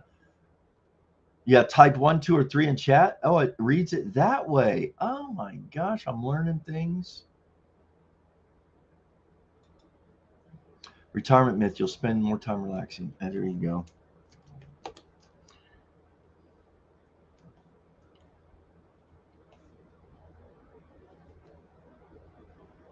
You know what's nice is at least you have the choice to relax. And even though I feel kind of like a failure or when I have a day where I just don't do anything, and I've seen some retirees talk about it on their video. It's where they had all these plans to get something done that day, and then they ended up going, I didn't get any of it done. I watched reruns of Gilligan's Island or whatever. Hey, you know what? Nothing wrong with that, right? Okay, we've got some people voting coffee. Yes. Yes. Brad, Film will get it one day. Film. Oh, I think I got it. I don't know. Just join the live stream. Leap. Thank you. Good to meet you. You're going to be confused for a while. Water. Thank you, Jude. Now, wait, Jude, you have to put a number. You have to put a number in there, like Roger put 2. So that would be the White Russian. Aging retiree says 2. You guys just want, whatever. I should do a thing where I have to take a shot of whatever the group thinks, but then, whatever. Jen Jones is here. Okay, we're doing a poll here, and you put a one. Again, I'll put it back up here in a second. Coins and Card Guy says 2. What's this? Harvey Wallbanger. Hey, Mike. What's in a Harvey Wallbanger? I don't remember. Abs in the. Okay.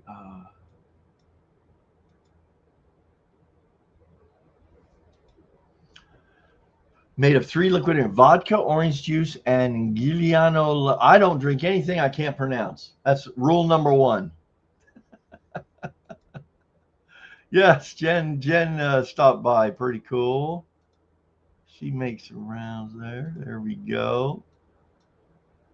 We're moving through here. Okay, there we go. James, thank you for the vote of confidence. Water. It's smart water. Oh, no, wait. Was 1 coffee. I'm going to put it back up here in a second. So you guys type the number in the deal. I think D is starting to pad the votes. Yes, more votes. Let me get it up there. I don't even remember what it was. Oh, see, you guys are just putting stuff in. I think you can vote. You can vote more than once, I believe. Yeah, D, you're putting them all in there. All right. Hey, Roxanne. Hello, everyone. Joining late, but I picked 2 because you sold all your. No, I haven't sold any.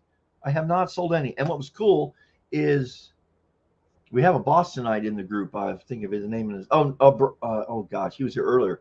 And the Boston mug is still available.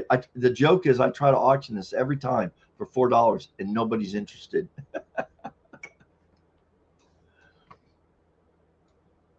Pick 2, yeah. No, I haven't sold. You know what I found out, Roxanne, is they just don't sell even for $4. But I'm going to get around that. There we go. There we go. All right, let me go back to that. I don't even know where that poll was. Maybe if I close out, I think it comes up automatically. Yeah, there it is. Oh, there's the most. Could you guys see that when I had the comments up there? Because it disappears on my screen when I drop it. Oh, well, Jen Jones. No, not giving up completely yet. Look, I did it to where am I at on time here? Because I feel like, gosh, I don't know where everyone's coming from. We're at an hour and a half. I did not. I did. I'm at number one. I'm tired. It's a lot of work extra on top of my full-time job, on top of my channel, which is suffering because there's no reason why I shouldn't be putting out one video a week, even if it's just for fun. And that's the way I got to do it. I got to have fun with it. And no, I'm going to have an auction hopefully the next few days. I have sourcing problems right now in terms of I got to have the boxes. I don't have the boxes. It's whatever. And you got 48 hours once you have an auction, a show, to mail it out. It's customer service is important to them. So let me have a swig here of whatever. Okay.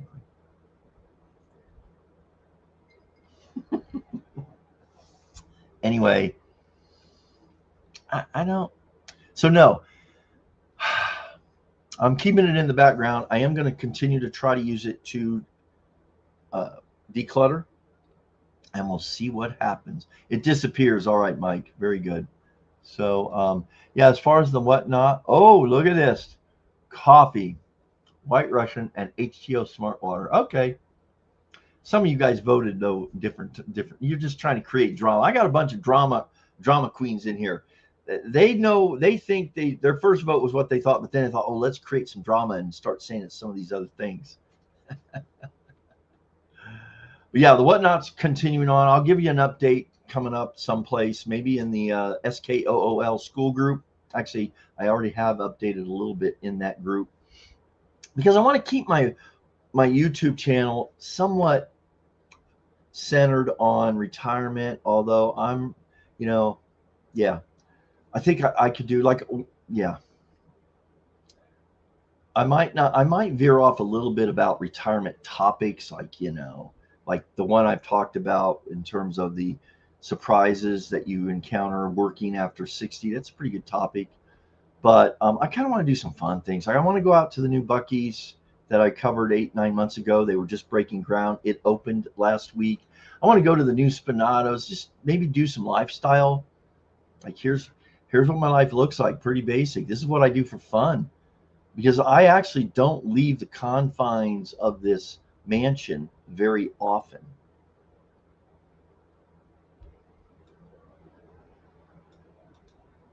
Comments. I miss 1 through 3. Let me give them to you, Roger. Number 1 myth: I'll spend much less. I think it's found that certainly in the first year or so, you could be spending even more. Got to plan for that. But there is definitely, I've always heard that in retirement, you can live on less because your budgets, your spending goes down. Not necessarily true, especially if you travel or want to take a trip. Medicare covers everything was number 2. If anything, medical gets more expensive even with insurance and coverage. And number 3, taxes will drop automatically. You all know that, man. Our taxes, if anything, continue to go up, and they'll find ways to tax us. And there's other ways to tax us that aren't called maybe taxes. They just raise the things in other ways. And number 4, I'm done working forever. There's definitely a trend of more people going to work, obviously because they want to, but I think there's an increasing number or a higher number of people that go to work because, or continue to work because they have to. There you go, Roger. Alienator, new guy here. Hey, what? I don't know if I get that, but hey, welcome, new guy. You are welcome here. I actually have that on my list, Jan Jones. Yeah. Hey, tell me if you would, either again, if you've joined the school group, I don't think you have, but that's a great place to go direct to help me. I'd like to know, what is it specifically you'd like to know? Because in building the runway, obviously foundationally, I'm trying to build up a financial plan that allows me to work differently. And when I say that, I mean, rather than work for someone where I'm at their mercy for time off, for example, that's my biggest bone of contention in a way. But that maybe I can create, enough income, and I don't need a lot, but enough to maintain being able to live a average lifestyle. And the way I'm doing that is through social media, maybe the YouTube channel, some of the other plans I have that I'm excited about, selling the stuff, maybe being a full-time reseller.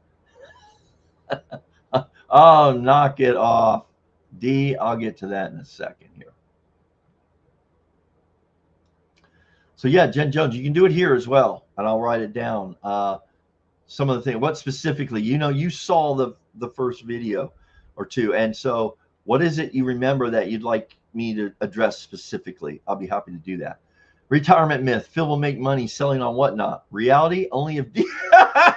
Yeah, that's true. Actually, people, D and Brad are my top buyers on my Whatnot. My stuff is going to them, and they're the ones critical of me collecting stuff and being attached to it from my heart.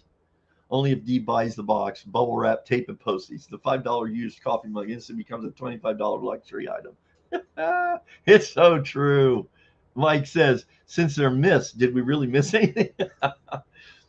Probably better than that, Mike, is, mythology is not something we should put too much stake in, right?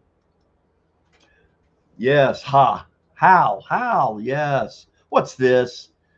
Phil's White Russian fun. There you go. Now, who was it? Was it Mike? And he called me out when I did that coffee the other day. I said I was using the funds that were donated here, which, thank you so much, D. Gosh dang. I owe you big time. And he says, hey, that was supposed to be a McDonald's coffee. And he's right.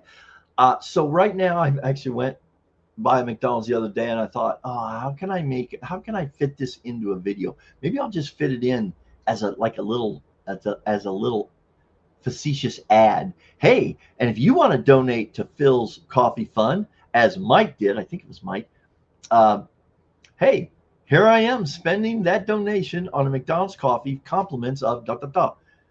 Send your money here. That's what I think I'll do. Just for fun. Thank you, D. That paid for the tape. The items I purchased from Phil were for others besides the pickleball paddles. Yes, indeed. Yeah, indeed. Really appreciate it. All right. So now, hold on. Brad, well, maybe it was paid for half of it. Yeah. All right, guys, I've caught up on that. So let's get a couple more votes here. We're coffee is closing on what drink did Phil make. This was about, I don't know, 20 minutes ago, 30 minutes ago. It's right here, so I can hide it so you can't see. Although if it's hot coffee, it's kind of cooled by now. Got my air blasting at 77 degrees.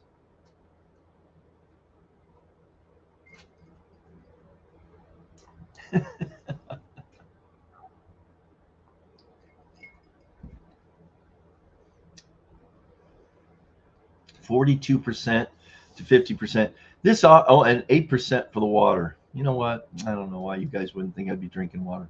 I make all my coffee at home unless we're out for dinner. So do I. You know what? Hold on. I would like to do an upcoming live on coffee, because over the years I have always called myself a coffee snob.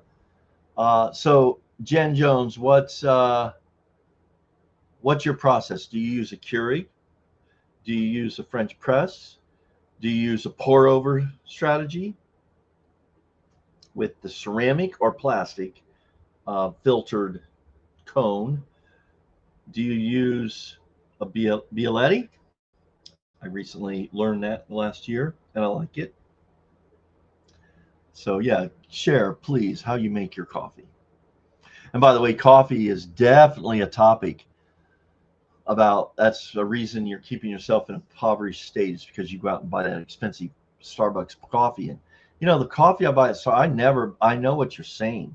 That doesn't mean I don't buy the five, $6, $7, $8 coffees. I buy the $2.88 Pikes Perk hot coffee with extra cream. 288, which I did just the other day, because I buy maybe once every week or two, once every month or two. Well, at least once a month. I treat myself. And guys, it went up to, I think, from a dollar or 280 something to 320 for the tall Pike's coffee. And I got a grande, which is the next size up, the medium. It was maybe 40 or 50, 60, something like that. So they have raised their rates here a little bit. Do you know what, guys? If I ever get to the point that I can't splurge on a $3 coffee, even though I can make it here for 25 to 50 cents, but every once in a while I want to get outside these walls and just want to go and drive around a little bit, enjoy it, or whatever, then that's no way to live life. I want to, that's why I'm going to continue to supplement my income, and hopefully with the runway plan, Jen Jones, I don't have to work at Home Depot for it. At least that's the plan. Or I'll go work somewhere else. All right, where am I here? I make all my coffee at home. Yeah, very good. I do too, usually. So how are we doing? Come on, we need some.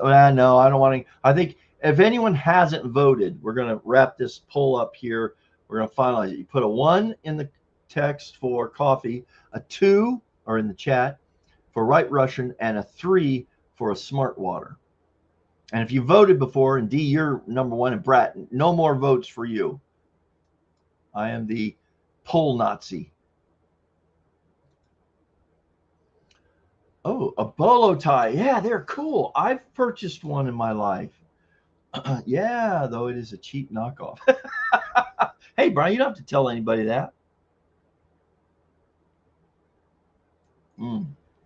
Okay, this is interesting. I thought about this, Roger. So I played it. I thought about it. I wondered too if you could hear me, whatever that was happening right over there. So I wouldn't put too much in this strategy you're suggesting. I will say the Smart Water was in the fridge, and it's a new open bottle, so it took a little extra time there. Put some ice, whatever, if it's water. Guys, I'm all about that. Uh-oh. Coffee is making a slight move toward White Russian, even water. Okay, everybody, that's cool. If you just dropped in, or I don't know how many votes we have. This is kind of a rudimentary poll that we have going here. My first one, by the way.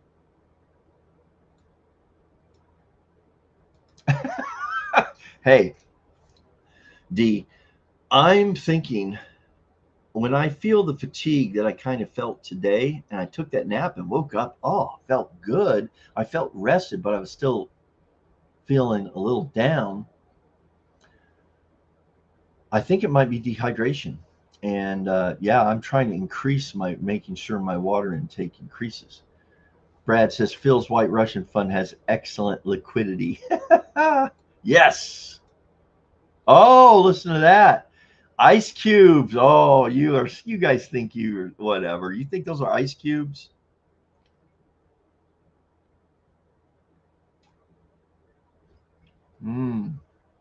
I don't do iced coffee, Jen Jones. That's interesting because I think I've thought about it, especially with a good coffee. Because on Whatnot, I've ordered some coffee from Big Island, Kona coffee, 100%. Fantastic stuff. I don't want to, destroy anybody's belief that they're buying Coney. Oh my gosh, Kona coffee in the grocery store.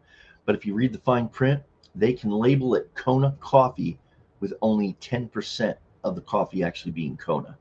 It's a ripoff. Kona is some of the very expensive stuff.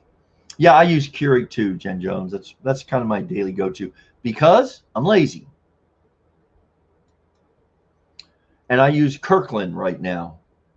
And the present one is the Pacific Roast.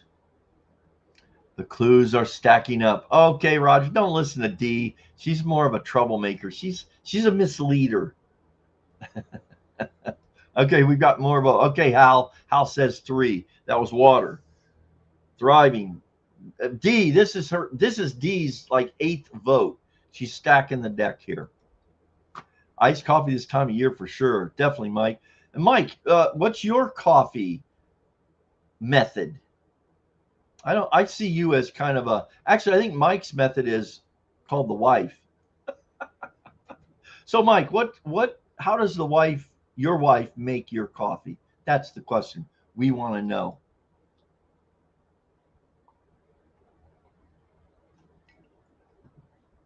Yeah, I love it. That is a myth. It certainly is. It is not included in the myths. But you know what? Hold on. I love it. This is a myth. I don't believe. Okay, myth. If this is a potential future video, that people are broke or going broke because they buy Starbucks. Now, I heard this 20 years ago, that if you'll just 30 years ago, actually, I was in my 30s and 40s, that if you just stop buying that daily morning coffee and make your own, you will save over the years. And that is true.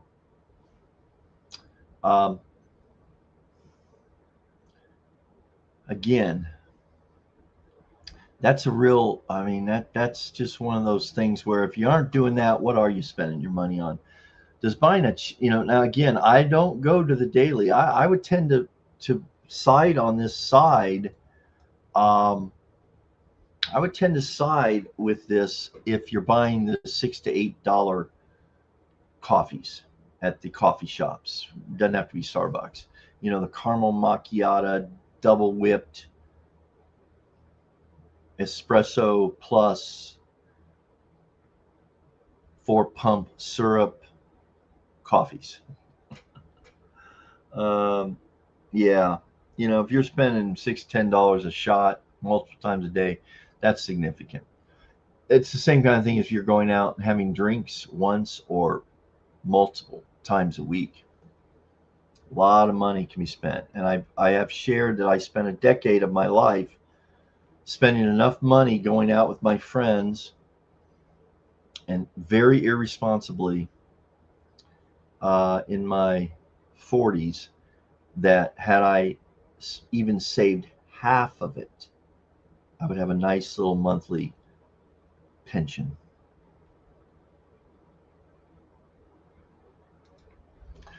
That should be myth 5. Yeah, well, I have like 10 of them, and we're only on 4. So as we again try to wrap this up, let me add one more myth about retirement that done working forever, though. We're seeing more and more, and I'm hearing more and more, seeing more people talk about on YouTube. They're having to go back to work because of expenses that hit you that take a big chunk or take a little bit of a nerve-wracking bite out of your retirement funds. And Mike, I know you've talked about this recently on that podcast you're doing with he's in Tennessee. I think his name is Mike too, right? Oh, I like this one. I'll end the myth today. Let's see, I had 10 of them. We'll end with myth 5. So we can pick up, it'd be retirement. All right, here's myth number 5. Myth number 5 officially. This is so bad, guys. I can't find where my myths are. Oh, here we go. After all this time, an hour and a half plus, I think I have this down. Well, no, I don't.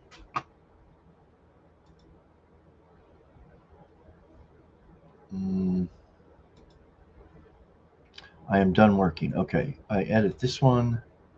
So myth number 5, for sake, I'll do number 5.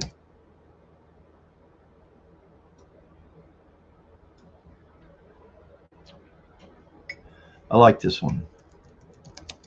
This will be a good video. Retirement will be. I think this is a myth because, or I think a lot of people do find this to be a problem, is that retirement will be boring. It is boring for a lot of people. And that's another reason why some people go back to work. Your social contacts drop and you don't hear from anyone again. And, going back to work helps a social environment. I felt that when I went to work at Home Depot. It's nice. I get to talk to people. I get to meet people. I make new friends, customers and employees, coworkers alike. And that is to this day. I've been there long enough now where regulars in the store come in every day and talk to me, say hello, ask me how it's going. I'm trying to learn Spanish, failing miserably, but I've got guys coming in. It's so funny. Every time he sees me, he comes in, he speaks Spanish to me. It used to be uno, dos, tres. The response was cuatro, cinco, seis. He comes in yesterday and he says, "Cómo está, muchacho?" or something. "How are you doing?" And I say something, and he laughs, and it's like, hey, he's getting it, whatever. So it's a lot of fun. All right, back to comments. We're at 46, 38, and 15. All right, interesting. I think some of those are sympathy votes. Somebody felt bad about the water. All right, what's this say? Brad says, "Poll, pick one." Oh my gosh. Oh, just trying to stir the pot. Number one, pick one. Trump, White Russian, 2 White Russians, then Trump. Turn off the live stream. Oh my, that would be a classic. That would be so funny to end. What are you trying to do, Brad? Jeez Louise. Although that is funny. The ending poll, Trump, turn off the live. Oh my gosh, guys. You got to laugh at this stuff. We have to all have fun with this. Iced coffee makes no sense to me. Yeah, me neither. I'm not a big iced coffee fan, really. And I'll go, a lot of times you go here in Phoenix in the summertime, everybody's drinking iced coffee. I drink hot coffee year round. Keurig and whatever is on sale for coffee. Yeah. Although, Jude's, I'm going to tell you what, here's the thing about buying, there's a lot of good brands. There's an organic one that's really pretty good. Even if it was Folgers or whatever, Ubane. I mean, this is the problem with, especially if you're buying pre-ground coffee, it's oxidized. So, I mean, I bought some beans here recently through Amazon, Stumptown from Portland. I forgot to cancel it because I'm on kind of a recurring order, but it's freshly, although it's all about when it was roasted and that the beans have not been pre-ground, because then that oxidizes it, and the shelf life on that much shorter and much more bitter tasting. So if you can get, ideally, beans that have been roasted that week or 2 weeks or 3 weeks, and then use it within the next, that's the best. So I don't buy on sale. I do buy sales. I do, and I got to say, this stuff I drink from Keurig, yeah, Jude, that stuff's probably been roasted months ago, but it's sealed, so that's helpful. Kirkland, hey, that's what I'm drinking right now, Jen Jones. Kirkland Pacific Bold. I've drank their Sumatra. I like the Kirkland, and actually, I don't know if it still is, but the Kirkland is Starbucks, I believe, is the provider for the Kirkland coffees. Yep, I'm a Pacific Bold every day.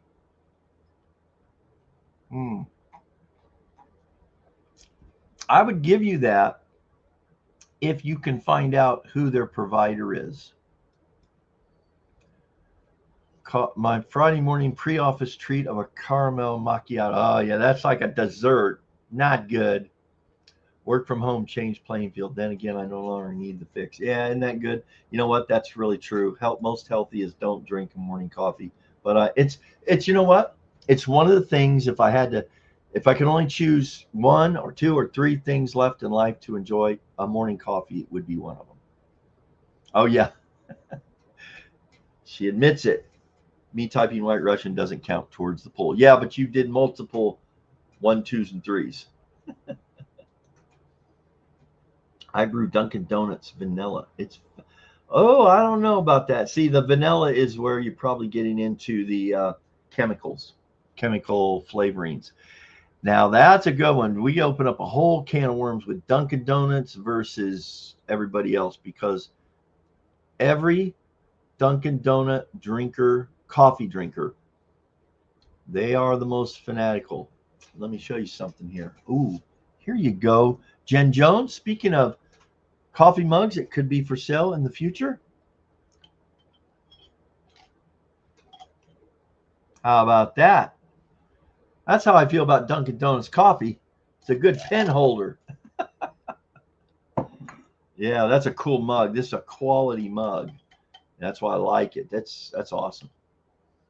I'll probably sell it for a few bucks. Put it on my list.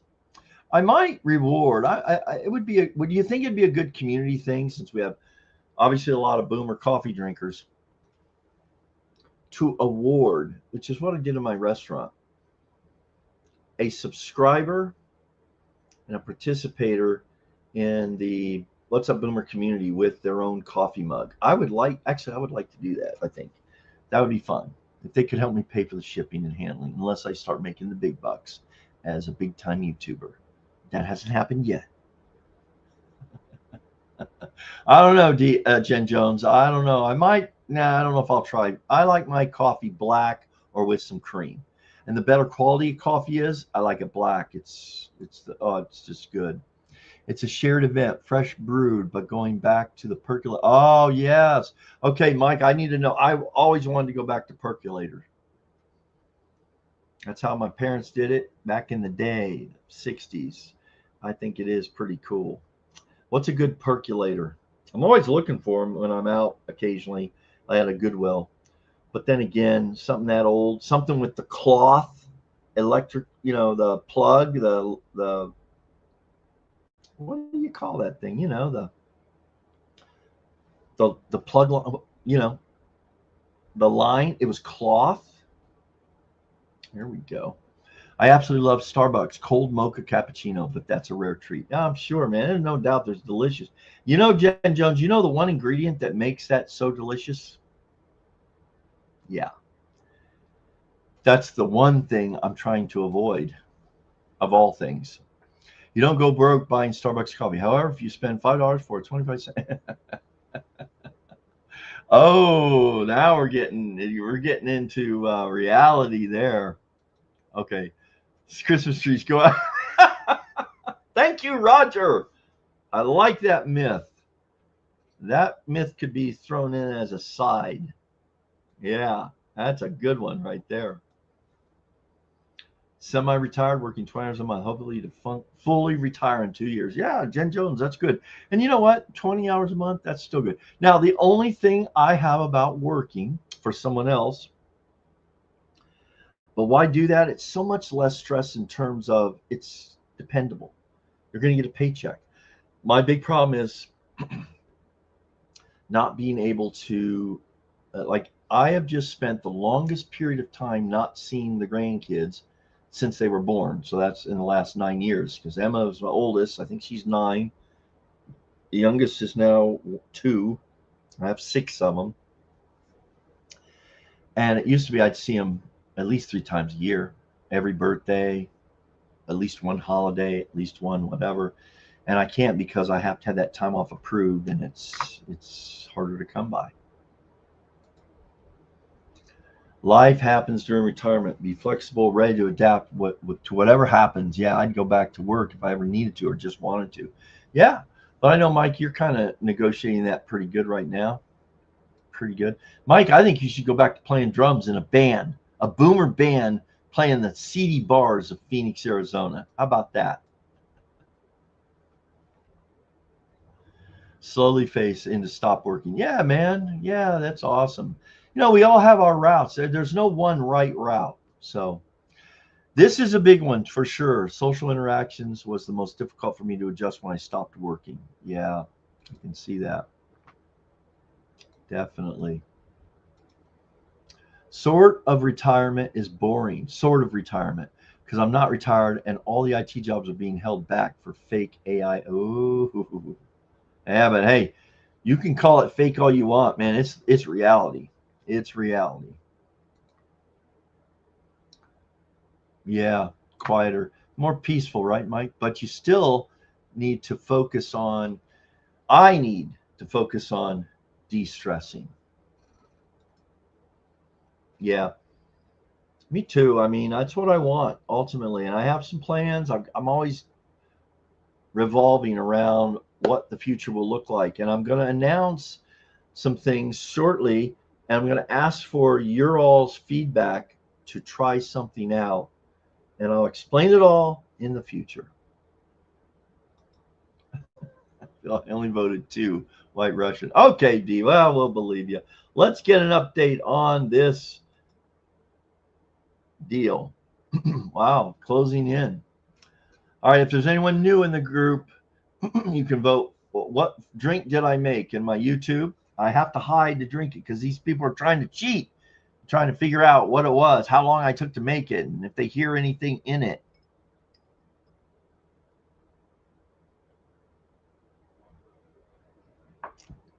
And I said, once this is gone, the live is done. Although I like Brad's suggestion on how to end the live on a Trump note. That'll gain me some friends. So you put 1 in the chat for coffee if I'm drinking coffee, 2 for White Russian, 3 for smart water. I'm just thinking, if you've heard me talk here today and go over these retirement myths, how could you not vote for number 3? Come on.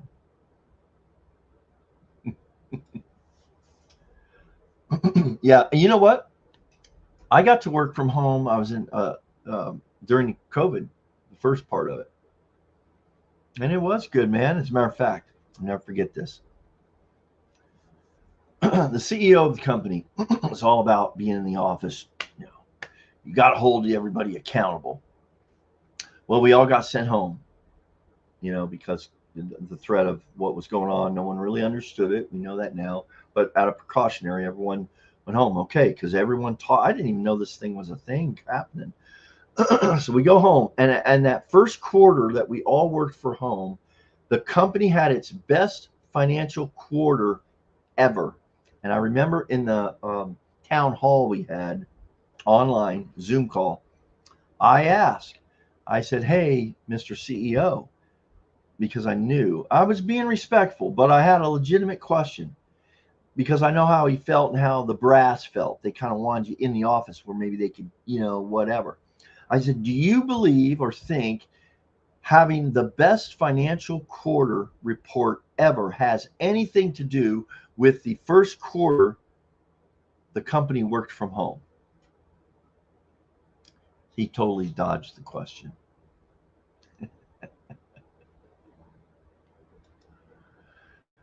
Oh, Roger, what was that? Asbestos? What are we talking about?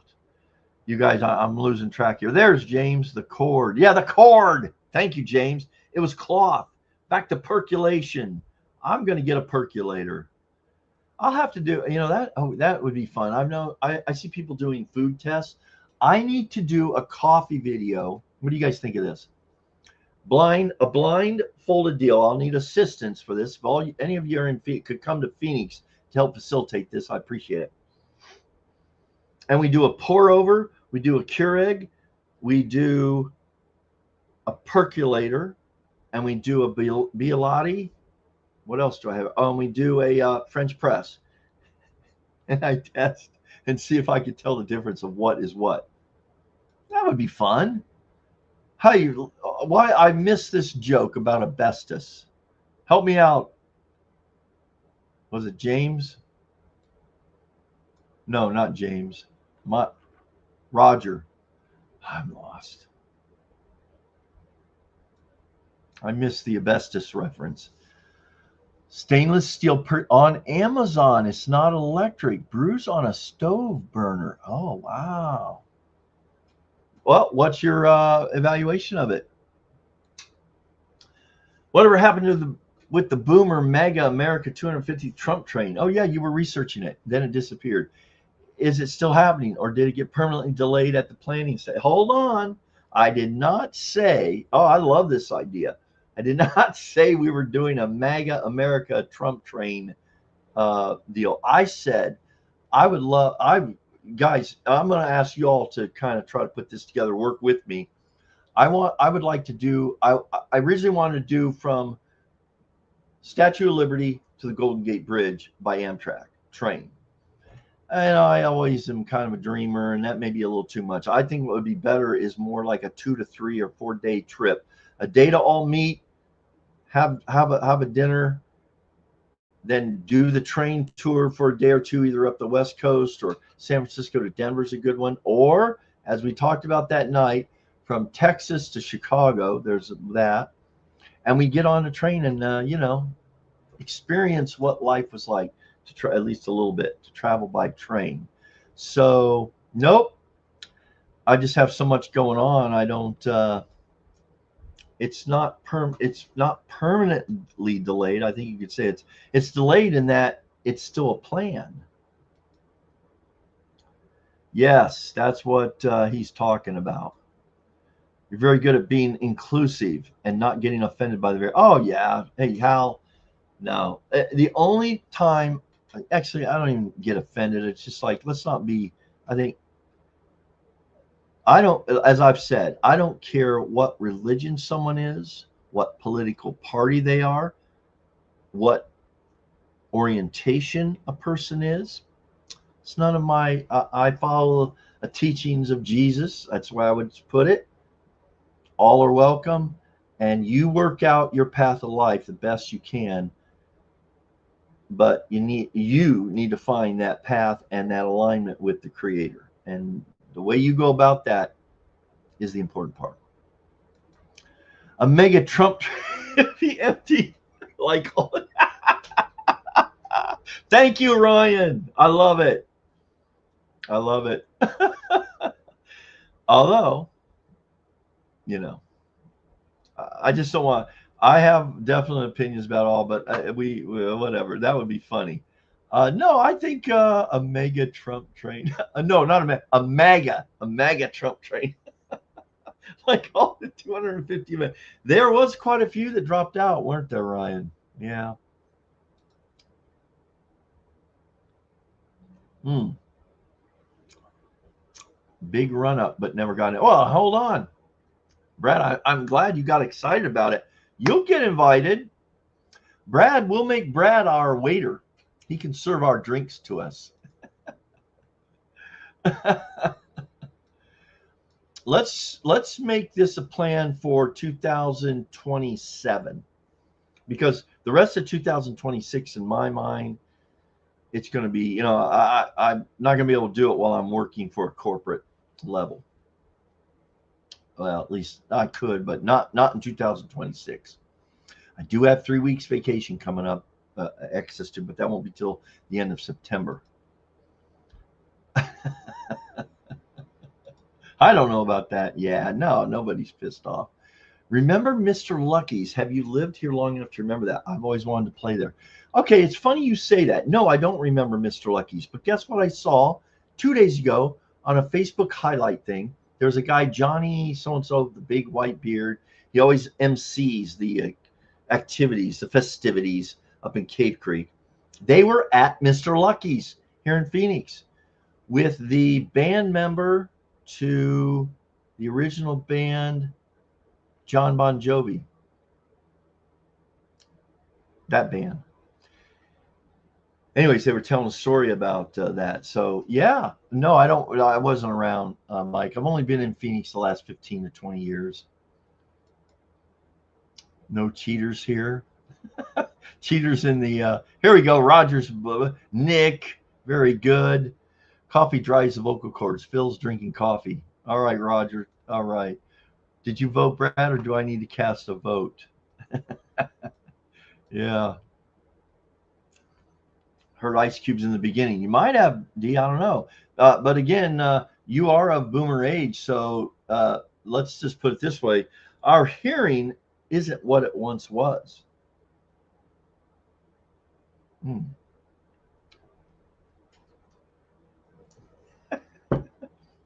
And I got to tell you this, I always put ice cubes in, or I would typically put ice cubes in my water. Okay, here we go. Another poll by Brad. When Phil worked from home during COVID, what time did he start working? 8 a.m., 10:30, right after the moments. Oh my gosh.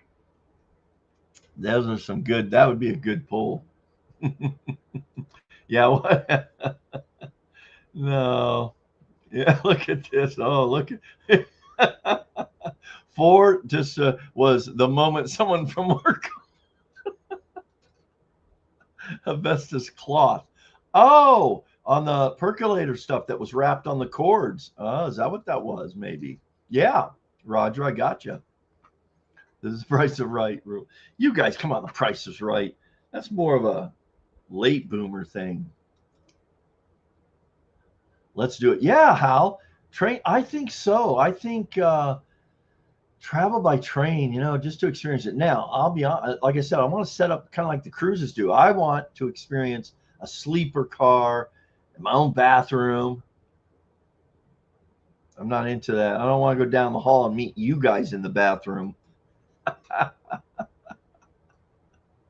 Uh-oh, look at this. The White Russian is, yeah, because you know what? If it was White Russian, I'd probably just be passed out right now. So, don't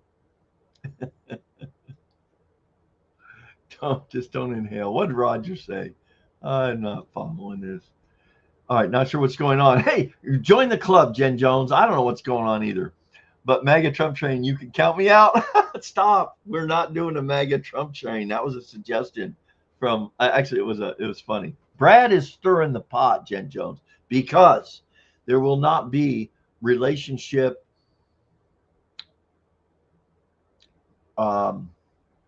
this channel's not about. We've got to steer away from the things that divide us.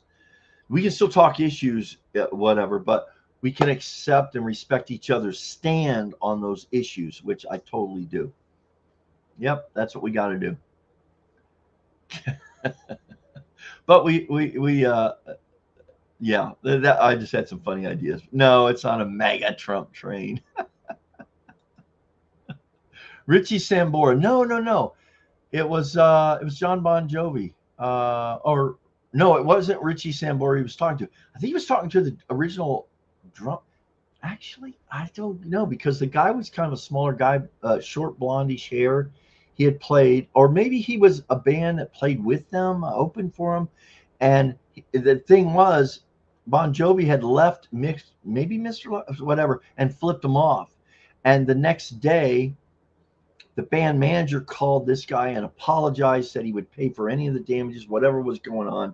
It was an interesting story. But anyway, Jen Jones, I didn't step away and I don't know what's going on. Hey, Mike, quit admitting to your mental prowess. Yeah, that's a good one. Why all the Trump hate? Yeah, all right, Brad. Yeah. Why we have to do karaoke on the train with Phil leading the way? Oh, I don't know about that. Remember, okay, there'll be one rule if we do karaoke. One rule, and it is this: the more you all drink, I can guarantee the better I sound.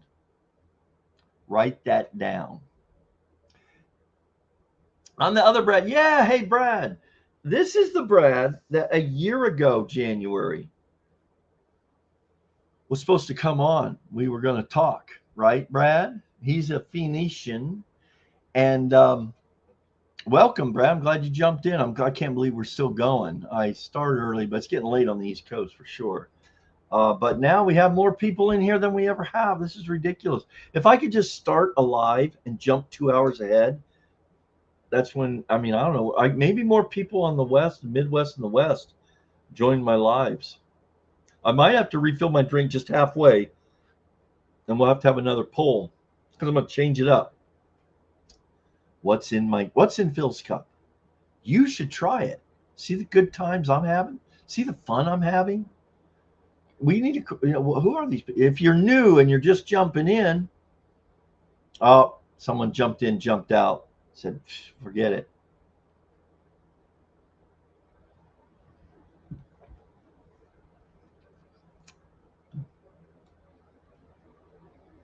Oh, yeah. So Brad, good to see you, man. Now I want to say something else about this Brad.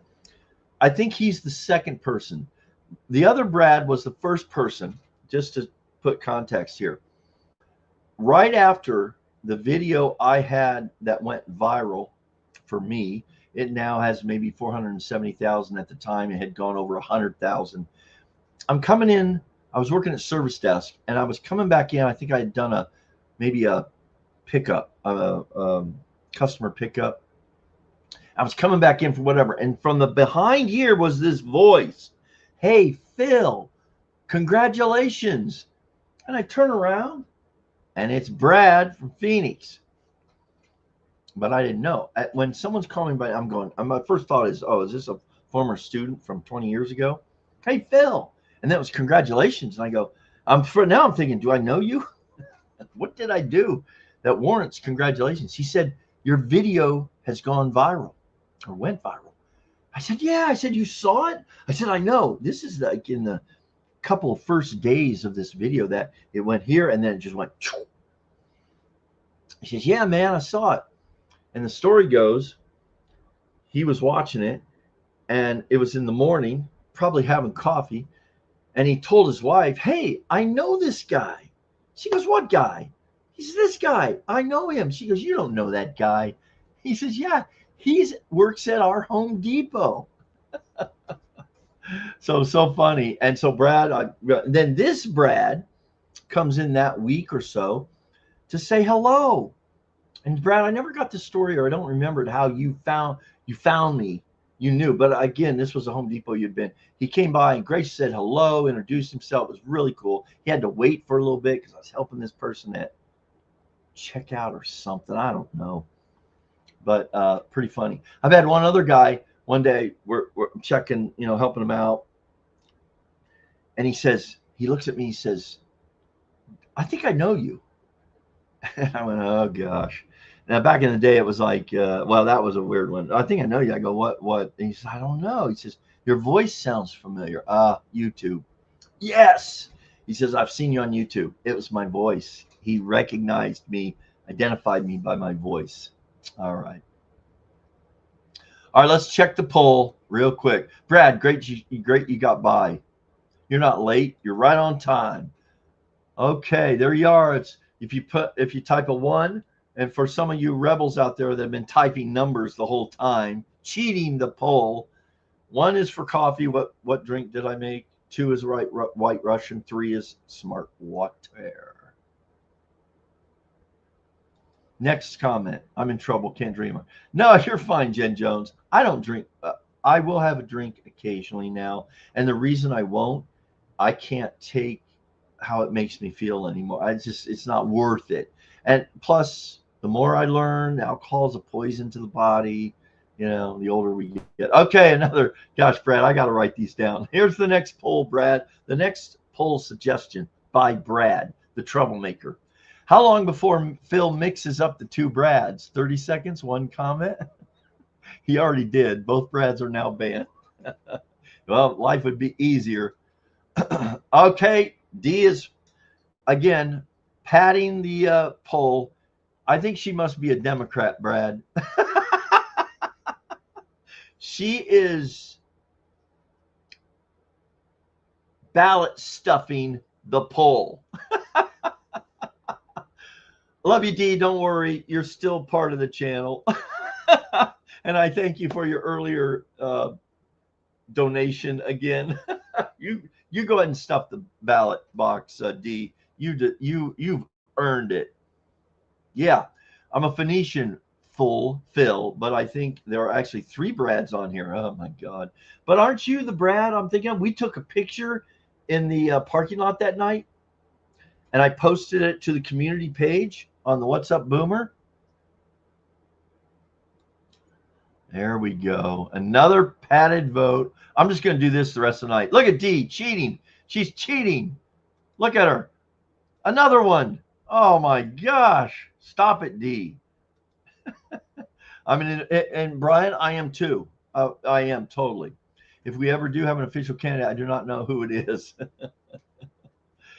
Brian, I think most of us are. I hope, but unfortunately, probably more so than ever before, we're polarized. There's people that will never vote for a Republican candidate, ever, ever. And people that will never vote for a Democratic candidate, ever. And that's too bad. Yeah, I just think that's too bad. True, I'm a Phoenician, but I think there are actually three. Oh yeah, I don't know about this. Okay, Brad. Okay, Brad. He might be Pat. He indeed. They've totally dominated this polling, manipulated it. You do realize we are now voting for water, Brad. Where is the third Brad? I don't know about that. There's Brad Phoenix, Bradley Brad, or Bradley. Who's the third Brad? Oh no, I can't keep. Yeah, I can't either, Jen Jones. And I'm not even drinking, or maybe I am. I think Jen Jones, to keep up with this, you need to be drinking. I think that's what we're finding out. So real quick, there's the poll. Yeah, water's making a comeback because of the ballot stuffers here in this group.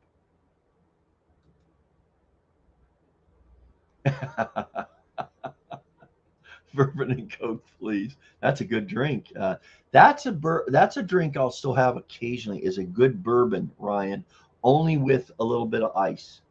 Got a story about that in Louisville, Kentucky. I went into a bourbon bar I thought was just a neighborhood bar, and I ordered a Coors beer. Woo! That went over like a lead balloon to the point where the bartender, after he served me, walked back and forth and said, "Hey, man, can I ask you a question?" I said, "Sure." "Why are you ordering a Coors beer in a bourbon bar in Louisville, Kentucky?" Woo! Good guy. And then he proceeded to introduce me to what good Kentucky bourbon is. It was a great night. It was only for an hour or two. I didn't stand in there and get drunk, but I got buzzed. All right, there you go. This wasn't me that saw you. Oh my gosh. Oh wow. I always thought maybe you had to be that guy. Brad, but you're in Phoenix? This is crazy. I guess the third Brad, you guys, is the guy I've been referencing that's not here.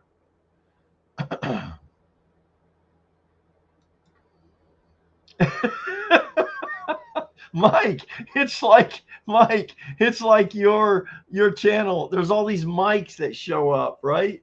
That's why Mike became Otis. He actually uses that name when he checks into restaurants, by the way. But on Mike's channel, and Mike lives in the Southeast Valley. Mike, we got to do a live with everyone in the Phoenix Valley, Brad included. We got to do a live. That would be so fun. We'll meet somewhere. But yeah, in Mike's channel, he's got all these mics. I have all the Brads. We'll get the Brads and the mics together. Yeah, I'm confusing everybody. I'm totally lost with this stuff. Which Brad is he talking about? I don't know. I lost track. Do you ever do projects for Home Depot customers? You ever do projects? My wife is always bringing Home Depot. Wait a second. That doesn't sound right. No, I don't do like if they need some help. Not usually. Too old, man. The only thing I could do with competency is paint. I'm not talking about body painting either. I'm talking about, interior, exterior. But physically now, the reality is in my mind, oh, yeah, I'll work this out. And then 2 hours in, I'm going, I'm done for the day. But I used to able to do that pretty good. Home Depot guys. I think what you mean there is, yeah, guys that have been in the trades and the industries will come and do home projects for you. And yeah, that's actually, I think we're not supposed to, but if you've worked in the industry, especially electrical problems, plumbing problems, heck yeah. I think he's now put 3 stories together. I'm glad I'm entertaining. Yes. I'm voting the polls, Phil. What polls? Oh, you're ballot harvesting my poll.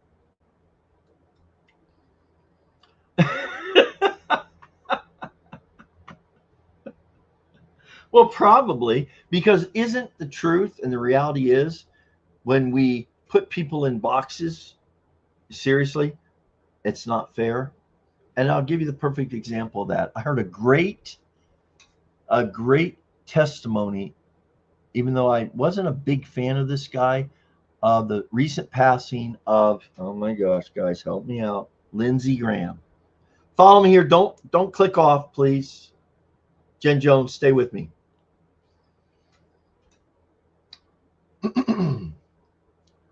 Lindsey Graham, I heard this on talk radio. I heard two things. One is the Supreme Court justice that he voted for. It was a Democrat nominee.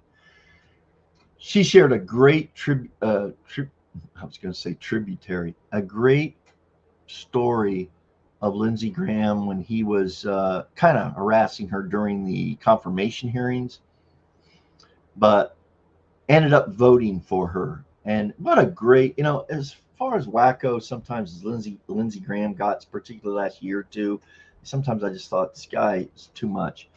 Well, you know what? There was such a good part of him. And if you want to see it, it's out there on social media. The Supreme Court justice, I'm sorry, I can't remember her name. I think she's Supreme Court.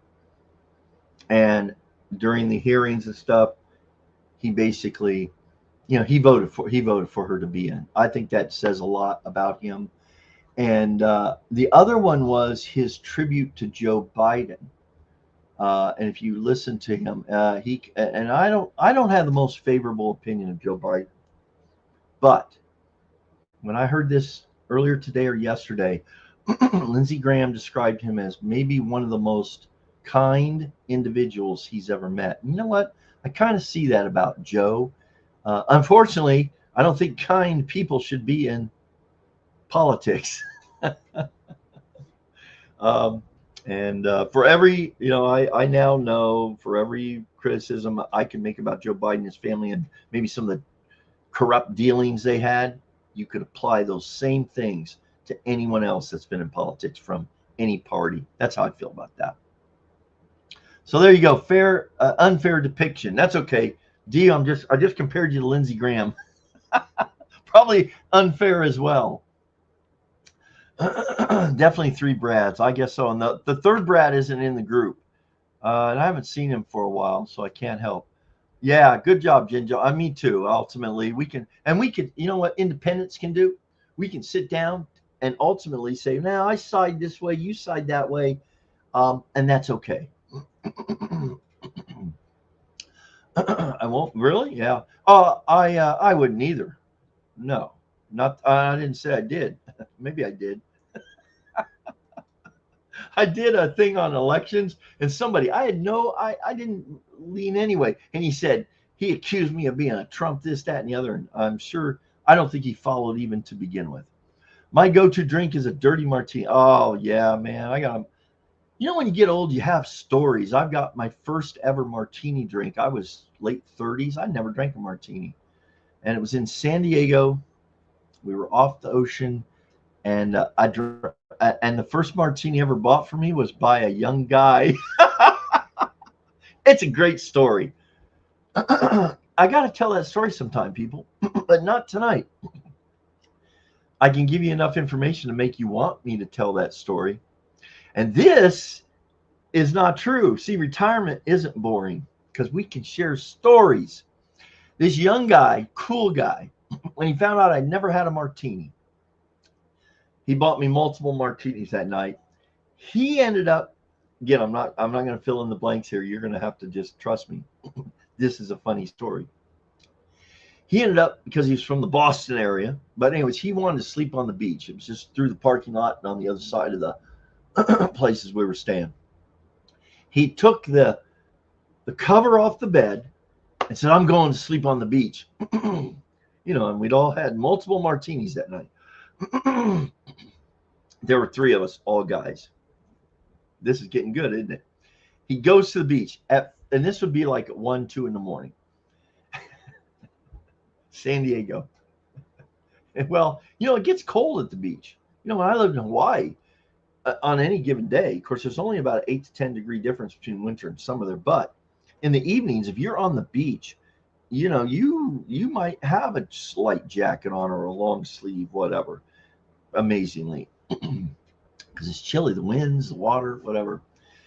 At 4 something in the morning, there's a ruckus and the door opens. Here comes this guy. I don't remember his name, of course.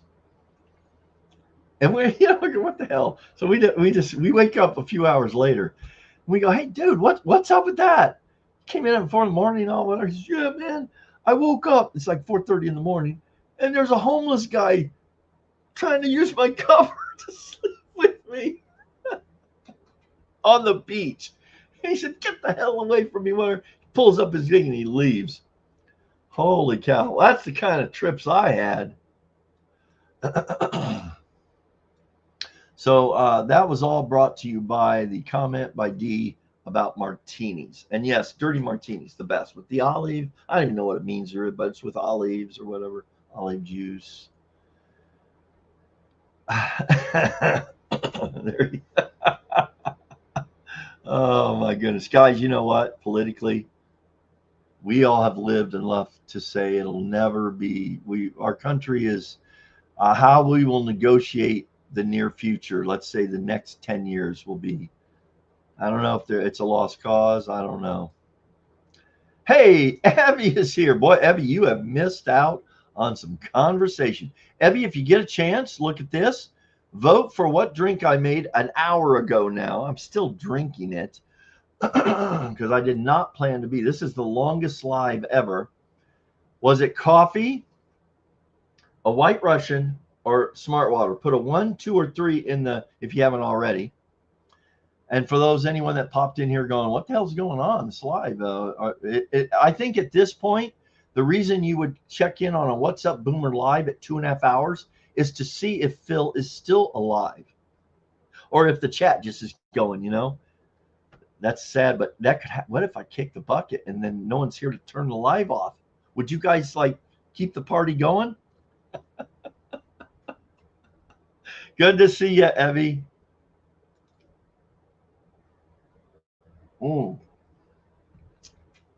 I did not inhale. Vote for other Brad. Okay, see, Evie, if you wondering what's going on, I'm wondering what's going on. I can't keep up with these conversations. I caught up twice. Is this like the Newhart show, but with 3 Brads? This is Daryl. Good reference, Summer. Brad from Tempe. Okay, I'll try to remember that. This is Brad from Tempe. The Brad Phoenix is from Phoenix. And next time I run into Brad that came out to say hello and meet me, and I took his picture, it's on the community page, it would be great to get together. And back to Mike or Otis in Aging Retiree YouTube channel. We got to do a live where we all get together with our drinks and we all can drink our drink of choice and do a live together. That would be a lot of fun. And I've covered 50%. Yes, you can. Summer. Yeah, Summer's comment about the Newhart show. Oh.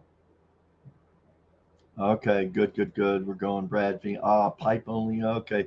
Again, guys, I apologize. I can't keep up with this. Stay with him, everybody. Oh, no. What's going on? Okay, hold on. The real Brad is in the house. I think this is a bot created probably recently, like in the last half hour. D, are you in here? Hold on. Yeah, there you go. Which Brad is this now? Right. I think it's the Brad we know. I'm Brad. This is crazy. Let's go, Brandon. Yeah. No, we're not getting political. Unless we have, and I think we have a great group here. We can have some fun with this. And you know what? We all have to agree. We're just part of the Twilight Zone when it comes to all this. Whether you're a Trump supporter, a Brandon supporter, a Bernie Sanders supporter, I draw the line at Ocasio. I'm sorry, can't go there. But hey, we are the real people, and we can't let anything in Washington. I respect everybody. I would love to hang out with anybody here. The real Brad is here. Oh, you got. I'm calling you. I know. I think I know who you are. Yeah, the third. No, he's not. This would be the fourth Brad.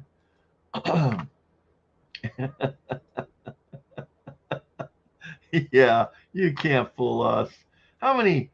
I wonder how you do that. Because you got to have multiple windows and whatever. Let's see if we can flip, make a mistake.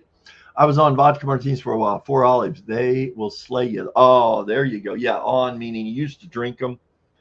So that night, Brian, I had my first martini. I didn't know there's two different martinis.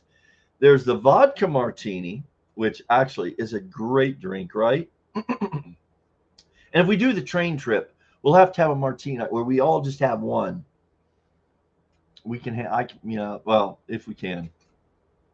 But then there's the gin martinis. And this guy who bought me my first martinis talked about the real martini is the gin martini.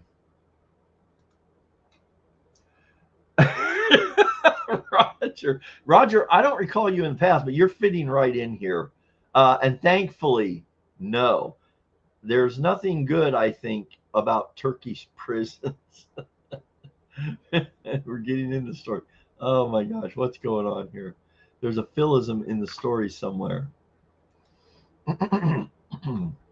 Okay, again, I'm lost in our conversation. All right, so Evie votes number 2, the White Russian. Okay, oh, there you go. There you go. We have the tree to watch. What's the tree? Mike, classic. Look at this. We now have the 5th Brad related Brad in here. Otis Bradley. There you go, guys. Mike is yes, the Otis Bradley. Oh my gosh, this is too much. Too much fun. No, Otis becomes Otis Bradley, so he's technically half Brad. Half Brad. My first house in Phoenix, we had 3 Brads. Oh my gosh, are you kidding me? Even my wife got confused about that sometimes. Well, I hope she figured that out before she chose a Brad.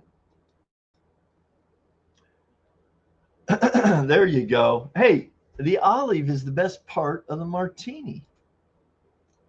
We watch the tree.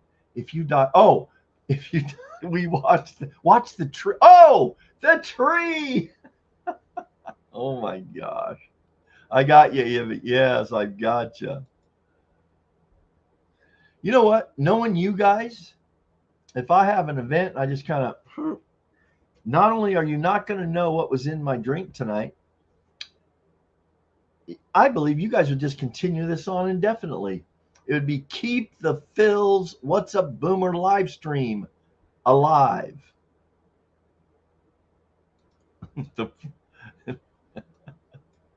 Oh my gosh, Brian, the Bradley Bunch. Oh my gosh, yeah. With vodka is the best. Oh, I agree. I mean, I actually, it depends on the gin you're using.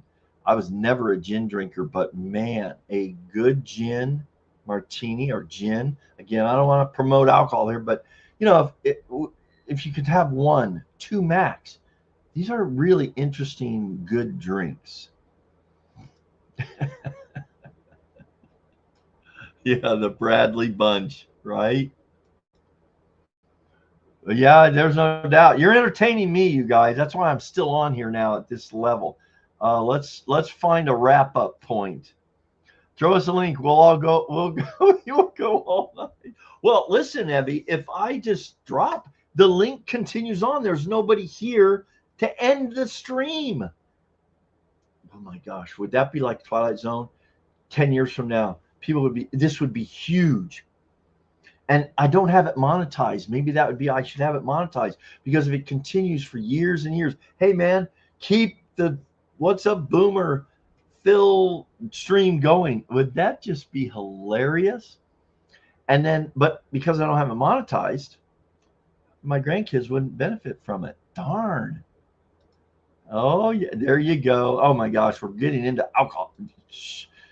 Favorite drink talk here. Here's this a story of a man named Bradley. So sit right down and dun dun dun dun dun dun dun dun dun dun dun dun dun. Bradley's 3-hour tour. Oh, here's D. Ballot packing again. Ballot whatever. It will. Evie, will it really? Oh, so there would be 2 expirations in this live stream. 1 being mine, and 2 being the live stream. Oh, that's not cool. More ballot packing. More ballot whatever here. I'm torn. Oh my gosh. Here we go. More. We're updating it.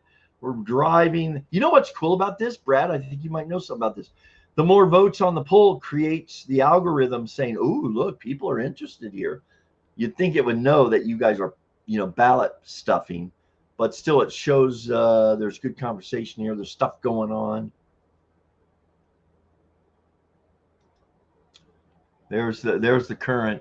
See, people are starting to manipulate the poll. What's in that cup? Wrong show. What's in the cup? Yeah. All right. Summer now jumps in. I think everybody's ballot stuffing now. Oh, I missed Brad's poll. Oh, that's what they're doing. They're doing Brad. Brad is his poll is unofficial. Oh, wait, here it is. The new poll. I did miss it. When will this live finally? Thank you, D. When will this poll finally end? Midnight tomorrow morning when Phil's battery dies. This is our life now. So people are voting on this poll. Oh, that's funny. You guys know that this vote contributes to the other poll. That's funny. Oh my gosh. Oh my gosh, that's funny. Here we go. Okay. I noticed that if I miss it, it's still bright. It's highlighted. So here's the next new one. Here we go. More ballot, whatever. Yeah. All right. Here we go. Here's where I'm catching up. New poll, another new poll. How much will Phil's longest live earn? 12 cents, 47.99. YouTube sends him an invoice. Or how about this? YouTube says, listen, man, you suck. Your lives suck. You are denied any future lives. That would be the ultimate. Here we go. Everybody's picking 4. What was 4? This is our life now. Oh boy, everybody's jumping in on that. All right, judging me unfairly, Phil. Oh, again, I know. And now she's on number 2. What was number 2? Tomorrow morning. Well, that's only about 1 hour away for East Coasters. 1 hour away. All right. I'm going to end the poll because we're going to end the live stream. We've got a few minutes left. And how do I end it again? Oh my goodness. It's funny to widgets. I think, yeah, it's a widget. Stop poll. There we go. There we go. There's the final results. So I don't have to go back and watch this madness myself. I should take a shot with my AI glasses.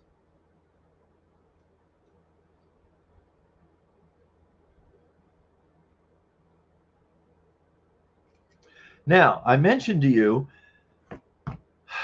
do I now give you the answer? And I'm done with what was in Phil's cup. I'm just not going to, it would be a real letdown just to say, well, here's what was in it. So, shall I manipulate? What's going on with this thing? There we go. It's blurry. Ooh, this is not my eyesight. There we go. I will share 2 places. I would love the spirit of y'all on the school group, SKOOL.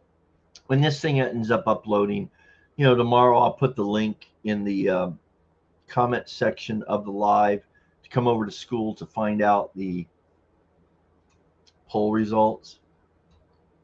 And I have a little backstory as to what my plan was as far as what was going to be in my cup. Just a little one. Or I also will put it on the community page, on the channel community page, because the purpose of the school group is really more direct access, more direct attention, where I'm going to see it, whereas on YouTube comments I may or may not see it, especially if it's embedded in a thread. But I can put it both places. And if it's either way, I need you to make a like or a comment on it. Just let me know that you were there and you saw it, and you can say I knew it. Oh, more comments as we wrap up tonight. Okay, we're back to this poll now. I don't know what poll. Half of you, I don't know what Brad's voting on. Who knows? One of his polls. I had one poll. Brad had 4, I think. It was a White Russian. Well, that's your prerogative to guess. I was waiting to hear about retirement myths. Are we ever going to? Yes, we're on 5, Brad. Right there's the 5th one. Retirement will be boring. And I think a good place to end this live is on this myth. There's 5 more for another time. One thing that makes retirement not boring is when we all come together for a respectful, fun time. That makes retirement fun. And Jen Jones, I'm not sure which poll you were voting on. What's in Phil's cup is better. Yeah, we kind of did that before. Remember that? And you called me out on it because I never got around at the end. I said I would share that by the end, and I never did. I forgot. Oh my goodness. So retirement is not boring when you are on a live stream of What's Up Boomer. I didn't feel like doing this when I started 3 hours ago. I had woke up from my nap just 20 or 30 minutes prior. I thought, I got to do that live stream. It's already almost 5 o'clock. So, but I'm glad I did. Yes, I actually really like Brad's suggestion for how to end this with the poll. The Trump thing. That's hilarious. But no, yeah, I will share it, and I'll put a little story together, I think, about it, because this is what's fun about building a community, is doing stuff like this. I got nothing better to do. You got nothing better to do but to hang out with like-minded boomers, at least in various areas, and have some fun. And that's what we did tonight. It was a lot of fun. I go to work in 12 hours. I start my shift at the job. So the rest of the night, I will probably grab a small bite to eat. I will drink one of these 3 choices right here. I know exactly what I'm going to do. And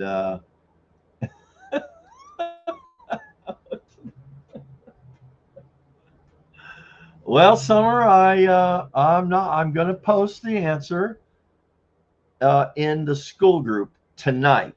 I will post the answer in the school group, SKOOL. But to do that, I'll get the direct link in the comments once this goes offline, and you can see it in. It'll be in the YouTube area, or you can go to one of my recent videos on YouTube and just come over to school. You do have to provide an email and answer a couple questions, like I'm going to change them. Are you a subscriber? You don't have to be.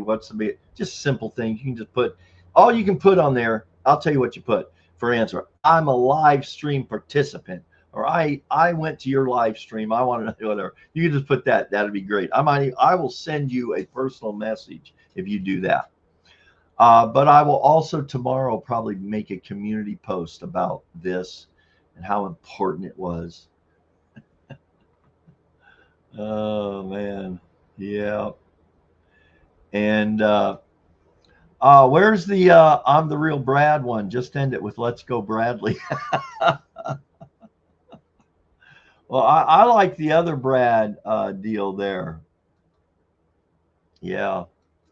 Yeah, I think most of the people here tonight were subscribers. That's just my feeling. Hey, if you weren't, thanks for that. That would be interesting. Why, that's cool that you stuck around, but you're not a subscriber. But maybe you will be. So, all right. What's the saying? Parting is bittersweet, or saying goodbye is whatever. Again, I'm gonna go grab something light to eat, drink some smart water for sure. Turn out the lights. The party's over.